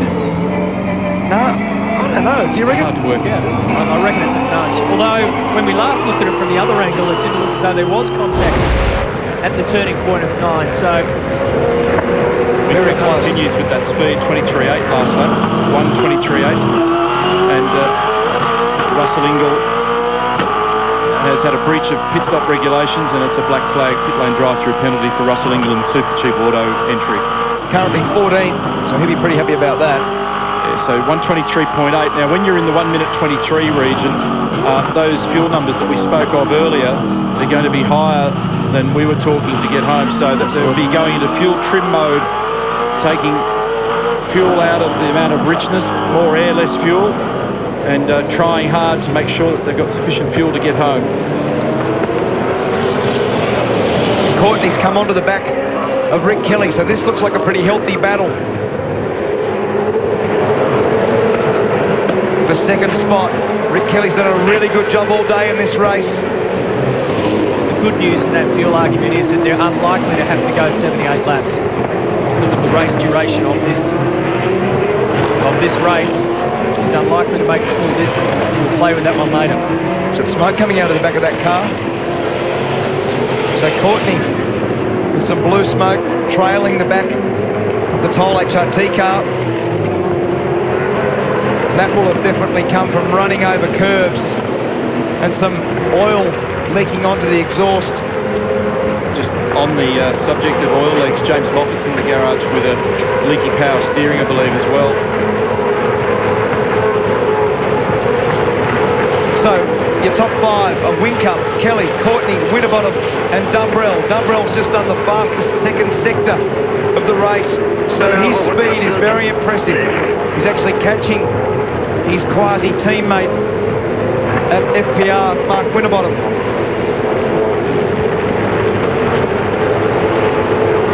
Quasi, it's a word. Means they're not necessarily blue cars together. One's green, the other one's blue. To go, mate. Just let your rain light off, please. Rain light off. Yeah, Scott's just telling James to get that light off because the car's on slicks now, so you don't need the rain light on. It would have been the last thing on his mind during the stop. Interesting, isn't it, for James? He went to Abu Dhabi, brand new team, of course. Just see how this one plays out. Really struggled on the first race day of the weekend, and then bounced back with that race win on the second. Comes here, had a hell of a time yesterday, but now is in the top three in a podium spot with less than 20 laps to go, or about 22 laps to go. So, first race days of the weekends haven't been working for James and his new team for a very number of reasons, but the second one, it's all starting to come together. Now, Mark Dutton's just asked Jamie Whincup to start saving as much fuel as you can, quote unquote. He's just done a 1:23.7, so they're still, like I said, they're still concerned about just trying to get there. And he could do that at the moment because he's got a 4.6 second lead. So he's bought himself the buffer. James has got a very tough task here because he's got some pace, but you don't need to step very far wide of the line to find patchy wet. And if you do, and you put too much load on the car under brakes or side lateral load on the car where there's a little patch, it'll jump away from you, and we've seen ample evidence. 5 on your front bar, 5 on your front bar, and 3.5 on your rear. So that's stiffening up the front of the car a little bit to just compensate for the change and the wear in the tyres and the change in the chassis behaviour of this car. A little bit concerned, I'm sure, in the bunker and looking at telemetry at the Toll Holt Racing Team for the source of that oil smoke. They'll be looking at temperatures, and it got worse then when he clobbered whatever it was over the top of the curb. So it'll be a loose oil fitting. It'll be something with, I'd suggest, with power steering or one of the oil coolers. Climb so many curbs here like that one, and then the margin is just fractional between the top of the curb and the various bits on the bottom of the car. And FPR are saying, are you getting any oil on your windscreen from that car in front of you? What do you reckon the answer would be? Absolutely. I'm getting covered in it. That's a driver answer, Neil. That's right, it's a driver answer. He should be black flagged. So this has been good for Rick Kelly, because when you're in these sorts of battles, what you do is you start going for Mark Winterbottom. You look back and you say, go Frosty, because he is in strife now. Oh.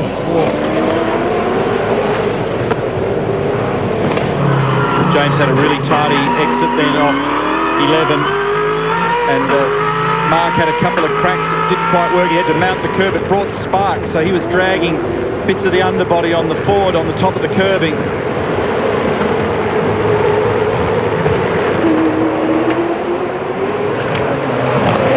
So what I was saying is that Rick Kelly, look at this. So this is the spot that Neil was talking about. As they turned into turn 13, he had to fire across the curb to try to stop contact with James Courtney. But for Rick Kelly, there's a little breathing space now. So he'll be going as hard as he can. But remember, they've still got to conserve fuel. And remember, the last time we checked in with Jamie Whincup, the message was conserve as much as you can. He had a 4.6 second lead at that stage. In conservation mode, he's now got a 5.7 second lead. So he's managed to build the gap. Race control's also monitoring car number 1, James Courtney. They've just sent the message out. Keep an eye on that. They want to see whether there's any oil. That'll be a response to a message on the local area network, the LAN. And I'm sure that some teams have written in and said, can we have a look at this, please?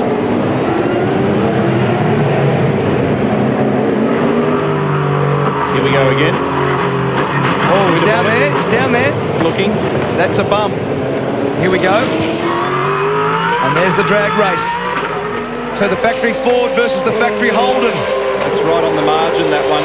And James will argue the point down into turn 1. It was probably fortunate for Frosty, because if he bumped and passed and got the gain from a bump, he could get some intervention from this tower.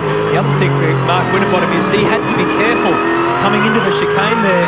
He had to get his wits about him, because he's got 2 strikes next to his name. That's right. He doesn't want any more at this stage of the race. You have to think twice about that. Yeah, good point, Matt. Big sideways moment there for Courtney, and he's got him. This is turn 7. Massive oversteer moment there for James Courtney. Nice work. 19 laps to go. Keep your head down. Got a good fast car. He has got a fast car, and now that he's clear, I'd say he'll pull well clear. Yeah, and I don't know that James's car will be as fast as he wants it to be forever. The temperatures are actually climbing up on that car, so the vital signs aren't good. Engine or transmission? No, engine. Yeah. Thanks, mate. So, well done, Marco. He didn't need to do that. It's frustration. And Paul Dumbrell couldn't get it out of gear then, so his car was on the rev limiter. So it means that James's teammate is next in the queue to take aim at number 1. So Dumbrell wraps around. So the order now is Whincup, Kelly, then Winterbottom. Okay, mate, just dive through. Think about your bars. If stiffening have helped, you've got plenty more to go for. That's Paul Dumbrell. They're talking to in 4th position. Courtney trying to hold on to top 5 on lap 61 on this Sunday race day at Clipsal.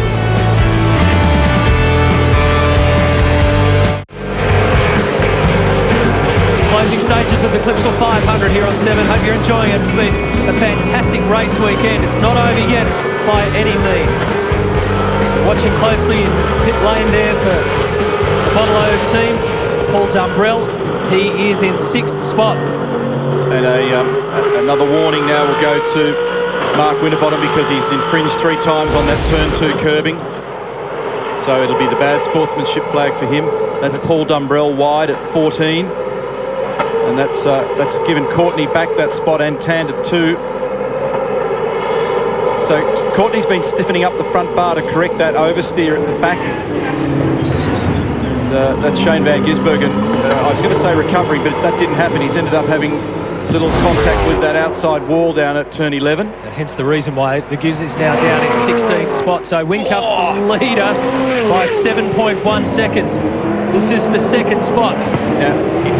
So he's just about to cop the bad sportsmanship flag, Mark Winterbottom. Now, interestingly, as it was yesterday,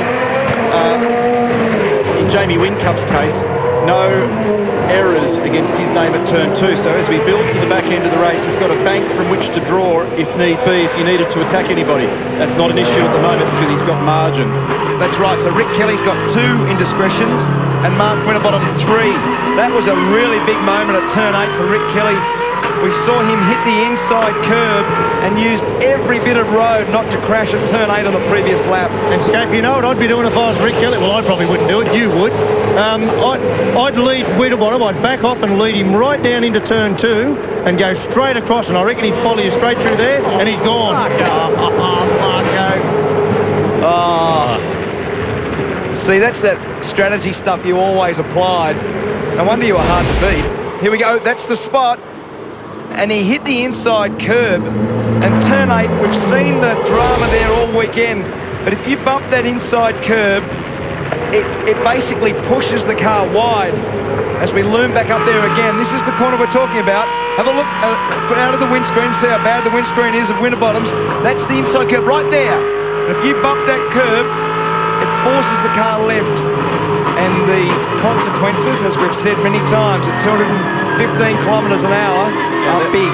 They've asked Jamie, as we know, in recent laps to conserve with fuel just to make sure that he's okay, and words just come back from Mark Dutton that he is now okay for fuel. So you can either hold station or perhaps even he's just picking up that inside curb that Mark was referring to. Actually bottomed out the front left, the loaded side of the car, the big slide. You don't want too much of that when you're getting out close to that wall. This is the infringement zone that Frosty cannot afford to go over again. And that's the third strike, so that triggers the bad sportsmanship flag. One more time, he does a trip through pit lane for his problems. So Whincup's now in a position where he can race if need be, but he's got a wonderful cushion. 6.7 seconds near enough over Rick Kelly. But it's pretty interesting for the balance. And the other thing is that shot looking down Wakefield Street, to me, look pretty ominous. So will we get more weather, or are we done with that issue for the time being? Matt's just looking out of our commentary area, and at the end of the start-finish straight is effectively the northwest region. It's not pretty, Scape. No, where the dark clouds are coming from, and all you would need now is a burst of rain in the closing stages.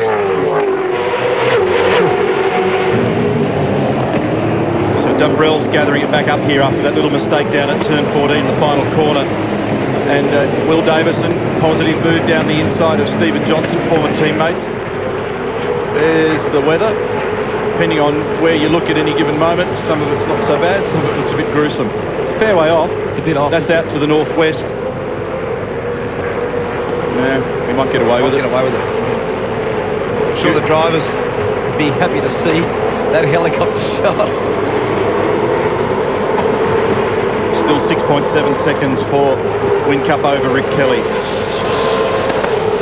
And, Courtney and Winterbottom are basically doing exactly the same race speed at the moment, and the trimming that Courtney's made to his car has actually elevated him slightly in lap speed over Garth Tander. He's eased away, and ironically, we're not seeing evidence of those smoke puffs anymore from James' car, so it's either burned it off or temperatures have normalised or the issue's just gone away. Things rarely fix themselves. 2010 was a stellar year for Paul Dumbrell. It was also the year that he was going to decide to give it away. Boy, didn't Sandown change that. 11 to go, potentially 10. Keep it up. Good work. That's where he put those 1 wins and 1 in the win and pole box. A couple of updates on turn 2. Craig Lowndes will get the bad sportsmanship flag. Greg Murphy's just transgressed for the 4th time. That is a pit lane drive-through penalty. We'll hear that call come on Race Management Channel shortly. 6.3 seconds now, Whincup to Kelly, so that margin's just had 0.4 of a second snipped off it.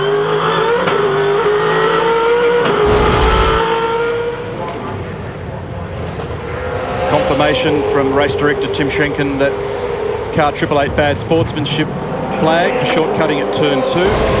Could that be any closer? Bad sportsmanship flag card, triple 8, shortcutting at turn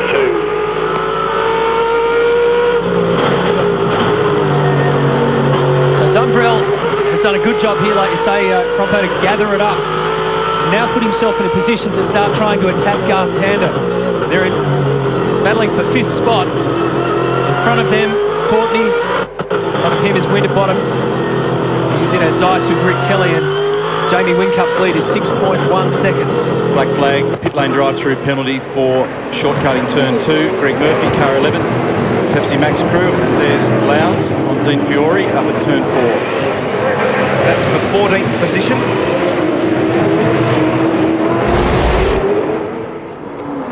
Tim Slade coming through, and then David Reynolds bouncing straight over. Speared the car towards the left there for a split second, but he got it together.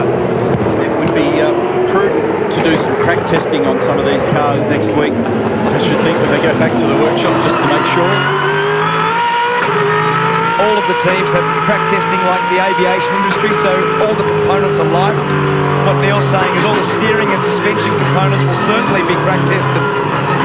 Make sure you don't miss that tonight on 7. Red back to 3, please. The grand final of Rex Owners, Australia's greatest athlete, Frosty, in that picture as well.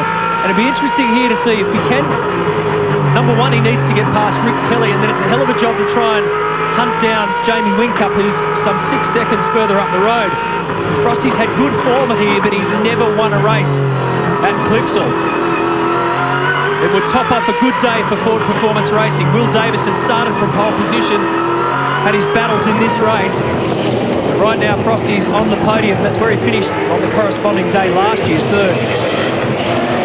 And Will Davison saying he can't turn that car at the moment, so the balance is not good in that car for the pole sitter. He's down the order slightly. We saw evidence a moment ago, the onboard shot, Mark Winterbottom making a fuel mixture adjustment as a response to the command from Campbell Little, his engineer. Each team's got its own method of adjusting the rich or lean fuel mixture, and here's a problem for Jason Bright, pointing in the wrong direction down at turn 9. With the engine control units or the ECUs on these cars, it's up to the teams to determine what those parameters are, just how rich or how lean they may be. So, and there's no set methodology of doing that. You can use any type of switching mechanism or any sort of adjustment, make your own settings, but typically most of them have got 4 to choose from, either rich or lean. Yeah, and Neil, just in that though, I mean, it's a good initiative to get rid of a whole lot of other bad stuff they're doing to get economy. Those parameters are quite broad, and I've got to say I don't agree with the concept of leaning your car off till you damage your engine to get home. Nothing real clever about that. The real clever guys get their engines home, pistons are still in good condition, and get the fuel economy. That's the battle. That's the game. It's a good game. Amongst all those stats of Rick Kelly's career, of course, the big highlight was the V8 Supercar Championship in 2006, but remember, he won the Clipsal in 2007. His brother won on Saturday, Rick won on Sunday. And this is a really good big go here. It's a great battle. You can sense from the body language, it's an anti-roll bar adjustment there. He uses his thumb to release the mechanism and then repositions the lever. I think that's the front anti-roll bar on that car, but I'm not 100% sure. And we often say the differences in the way the teams achieve their speed. So have a look for the 2 cars. The black Jack Daniels car of Rick Kelly will get away from the corner, off the corner better, as we pick up on Craig Lowndes down the inside of Tim Slade at turn 4. And a big slide, and Tim goes back by the local Adelaide young bloke, who's probably been, in terms of the Stone brothers, they've been uncompetitive compared to how they started the year. That was Jeremy Moore just looking on at Craig's antics at turn 4. What I was saying is that the 2 cars achieve their speed differently, and you'll see the FPR car maintain the momentum in the mid-corner speed very well, probably the benchmark car in the field, but Rick Kelly's car comes out of the corner. Its drive traction is very good. And Winterbottom very conservative through turn 2 to ensure that he doesn't step over that electronic line. Can't afford another one, or it's a drive-through penalty. Then he starts to edge back in this section of the track in the series of 90-degree left and right-handers. Turns 4, 5, 6, 7. That's 7. Next one's a medium to high-speed corner at 8. He's our leader, 5.2 seconds now. We'll show you what the gap looks like. There's Rick Kelly, and there's Mark Winterbottom. And in fact, not terribly far behind now is James Courtney, who kind of threatening to get into this battle. And Garth Tander's got his hands full with Paul Dumbrell. Jason Bright's out of sequence. In sequence in 7th is Stephen Johnson, then Will Davison with out of balance chassis on that car, just not quite to his liking. Fabian Coulthard's second day in a row that he's going to be inside the top 10 on these numbers. Good job for him. Alex Davison 10th, not bad for a guy who's been really ill. Jonathan Webb, and in fact, this will keep Alex in a very strong position in the championship. Jonathan Webb, Craig Lowndes had a wild day, Tim Slade, David Reynolds, Dean Fiore, Russell Ingall here in 16th. Here we go, Dumbrell having a look at Tander. Always hold my breath when someone looks down the inside of turn 1, because two cars can't make it through that narrow racing line between 1 and 2. And Dumbrell actually jumping the curb then. That's his first error over the turn 2 curbing in this race. So given where as far as we are into this race, he can afford that at the moment. And he's actually given Garth a little bit more than a tap down there. It was actually a pretty significant nudge. You feel those in the cabin. It's enough to make you correct what becomes an artificial oversteer in the car. You have to reset your throttle. It's a bit unsettling, and depending on how hot and crank you are and where you are in the race, the circuit breaker sometimes jumps out in the brain as well. And of course that's the whole point of it. That's why it's being done to you. Hot and cranky. Well, if you're 21st, you'd be quite prepared to have a full-blown stoush, but if you're leading the race, you might be a little bit calmer about it. So Jamie Whincup from Rick Kelly, Mark Winterbottom, James Courtney, and the battle that you're looking at right there is Garth Tander, and we're on board with Paul Dumbrell in 6th position, ranging up onto the back at turn 14. Garth Tander. Yeah, you were inquiring there before about James Courtney's car. Just been down there and had a chat to those guys. That temperature still is way up. It's very hot, but it's normalised, so it may make it then. You'd expect something like that, maybe a cracked cylinder head. Now, I don't know if this fuel race is over yet, because it stayed dry.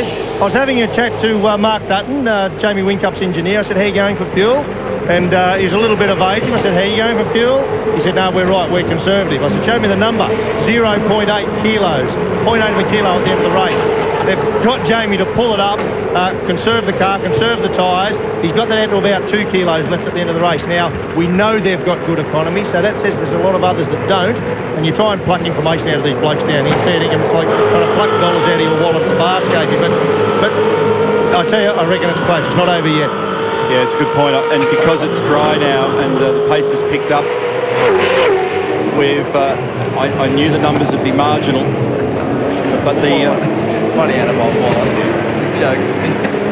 But each of them will have to regulate that. They obviously cannot afford now to have to come in at this late point. They've got to deal with what they've got. It's Dave Patterson closest to us, who's engineer for Paul Dumbrell. It's a great little snapshot of the teams who are in this picture. Team Vodafone trying to balance a bad day for Craig Lowndes on what is a great day at the moment for Jamie Whincup. It looks dark. You're doing a good job. Looks dark, doesn't it? Yeah. The clouds definitely come over. And by the way, the lead that Whincup has is now down to 4.5 seconds. So Rick Kelly has managed to punch along. Remember that we know that Jamie Whincup is in a little bit of conservation mode. Still a bit of drama to unfold here. Dumbrell trying his hardest to get past Garth Tander. And Whincup, because he's got margin, Matt, he can afford to drop the pace off and look after the fuel. That 4.5 seconds is gold at this time of the race. Jack Brabham used to say that the best blokes win the races by the least margin. So for Jamie Whincup, he's got 4.5 seconds to play with, and here's Dumbrell having a dive at Tander at turn 9. Tander will do the crisscross, and he does. Yeah, that was great. Great awareness by Garth. He saw it coming. Paul had to take the risk. He did it. They exchanged places, and again, no paint swapped. Also wonder just how much Garth lured Paul Dumbrell into that It is dark. It is dark. It is getting dark. That's why Jamie's put the lights on. That's the championship points picture as it stands right now. So Alex Davison's copped a little bit of a whack, but as we mentioned, he's been very crook. So it's a good-looking lead. Garth Tander was just told save whenever you can. And he's not talking about his private bank account. Although it is good advice. If anyone's going to need that, you will. Yeah, that's right, with his dinosaur arms. Just don't reach. Never reach his pocket. Never reach. This is Dumbrell sweating all over the back of Tander, who now has been told to go easy on fuel. So remember what happened down at turn 9 last time? They exchange places, a fair way back this time, although good mid-corner pace for Dumbrell through there. See the gain. Here he has another look. Oh! That was always going to happen. Yeah, that one was messy. Just at the last second, Paul Dumbrell went abort, abort, abort. Well, and because Garth was a little more defensive this time too.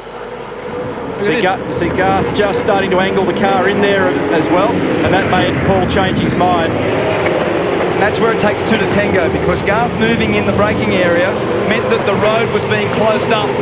So Dumbrell had to take evasive action. Here it is. You watch the car moving across, and he's got to go left, and as he does, swipes him. At that stage, you can hear the rear wheels chattering on Dumbrell's car. So he had the rear brakes locked. Garth would have been like me, I reckon. He would have looked in the mirror coming off 8 and thought he's not close enough. He probably got a bit of a shock that he was able to have a nibble. So here we go again. Second verse, same as the first. Lead at the front, by the way, is now down under 4 seconds between Whincup and Rick Kelly. And there is our race leader. He's closing in on his 6th race victory here at Clipsal, but it's not done with yet, because Rick Kelly can now clearly see the man that he needs to catch to snatch the victory off him. Winterbottom's going with Kelly. Tander and Dumbrell are in a completely separate argument at the moment, and Will Davison started on pole, had wars throughout the last 70-odd laps, and is still going to figure inside the top 10. Had 3 safety cars. We're on lap 76, and this fella that we're riding with in the Botlow entry, Paul Dumbrell, Rod Nash Racing, is just 10 seconds off the lead of the motor race. Okay, now I can tell you, I can confirm that this is the last lap that Jamie Whincup starts on. So we're going to fall 1 lap short of the 78 race distance because of a time duration. So now let's see what he does. It's a 3.6 second lead for Whincup over Rick Kelly. He's got a dry track in front of him. He's got ultimate track space, no traffic around him. Confirmed, this is confirmed. Now he knows too that this is the final lap. He's done this time and time and time again at this circuit. He's finished every single race that he's ever started at Clipsal. He is unlikely to make a mistake. They know that. The rest of the teams know that. And Jamie Whincup has the lights flashing, which is a bit of bravado coming into turn 8, because he's celebrating a little bit early. He's equal on the all-time winners list here with Marcus Ambrose over the years. 5 race wins for this man. So he's done it all. He's claimed pole positions. The one thing he hasn't done around Adelaide is won in a Holden. Today he's going to rectify that. What a performance from this man. There's something truly special about this guy when he's at the top of his game. And yet again a standing ovation and a tail slide for Whincup as he makes history here at Clipsal. 6 race wins, the most wins by any driver at one of the toughest, most demanding and most prestigious races. And a boost in the championship lead as well. What a great drive. What a great drive. So Whincup wins it from Rick Kelly and Mark Winterbottom on the podium again. James Courtney just couldn't get on that podium. He ends up 4th with his teammate just behind him, and Alex Davison, after a tough weekend of illness, slots into the top 10. More after this.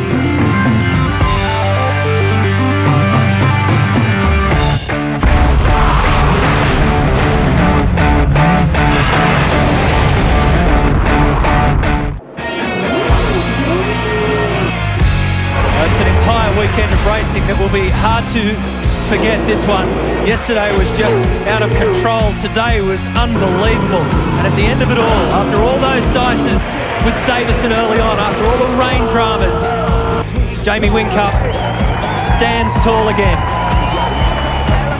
And he's standing tall at the top of the championship ladder too. A 144-point break over Mark Winterbottom and 204 clear of Gartander. I can tell you our defending series champion, James Courtney, is in 11th position after 4 races, some 287 points adrift of Jamie Whincup. Let's get down to Barrett's. Hey, Jamie Whincup, I can tell by the celebrations and the smile on your face that wasn't just another win today. No, mate, that was a huge win. Of course, didn't quite get our way yesterday, but still a great performance. But today was, we fought deep. The conditions don't get any harder than that. And just want to thank everyone for coming out. Never seen so many ponchos in one stand. You know, they sat through the rain, the hail, the shine, and you're very appreciative. And did you hear that tremendous standing ovation as you came down the straight? No, I could only hear the engine, but I could see all the flags and whatnot. So, yeah, big thanks for everyone to come out. Jamie, congratulations. Enjoy the podium. Thanks, Brett. Cheers. Rick Kelly, congratulations. You fought all the way too, and we thought there at one stage that you might have been able to close the gap on Jamie Whincup. I didn't. Look, the team have done a great job. The car's great. Look, I think I can be driving it a bit better than that. I mean, Jamie did a great job, and these guys behind were doing awesome, but we're trying to save fuel there. But I mean, the JD car today is just awesome, so I really appreciate the sponsor support and all the guys, and I'll drive better next time. The car's got it. That was the real peg in the mountain today, Rick, for you, wasn't it, and the Jack Daniels Racing team? To peg back into fitness, it's not easy out there, even in the cold, in the cold conditions and the rain. But it's a lot of fun in the wet here. The Clipsal event's awesome. I wish we had a one today, but second's fantastic from where we were in Abu Dhabi. So really stoked for myself and the whole team at the moment. Well done, Rick. Congratulations. And Mark Winterbottom, boy, what a performance! You clawed your way up through that field. Yeah, I made it a bit hard. I had 2 offs up into 4, but yeah, it's nice. We had a good run there at the end, but just not enough to get him. But another podium. It's a good result. Yeah, Frosty, well done. Congratulations. Enjoy it up on the podium. Well done. Thanks, mate. Yeah, Mark Winterbottom on the podium again, and with Rick Kelly's second, that equals the best ever performance for Kelly Brothers Racing. Both Todd and Rick have had seconds before. They're just edging closer to that first race victory. So our next stop on the calendar is to come and see you folks in Hamilton in New Zealand, April 16 and 17 for races 5 and 6. Don't miss it. The ITM 400, another street circuit, another rock and race weekend. This one has been an absolute beauty. More than 270,000 people through the gates to witness a classic Clipsal. Hope you've enjoyed it on 7. Thanks for your company. On behalf of all our crew, our commentators, I'm Matt White. We'll see you next time at the V8 Supercars.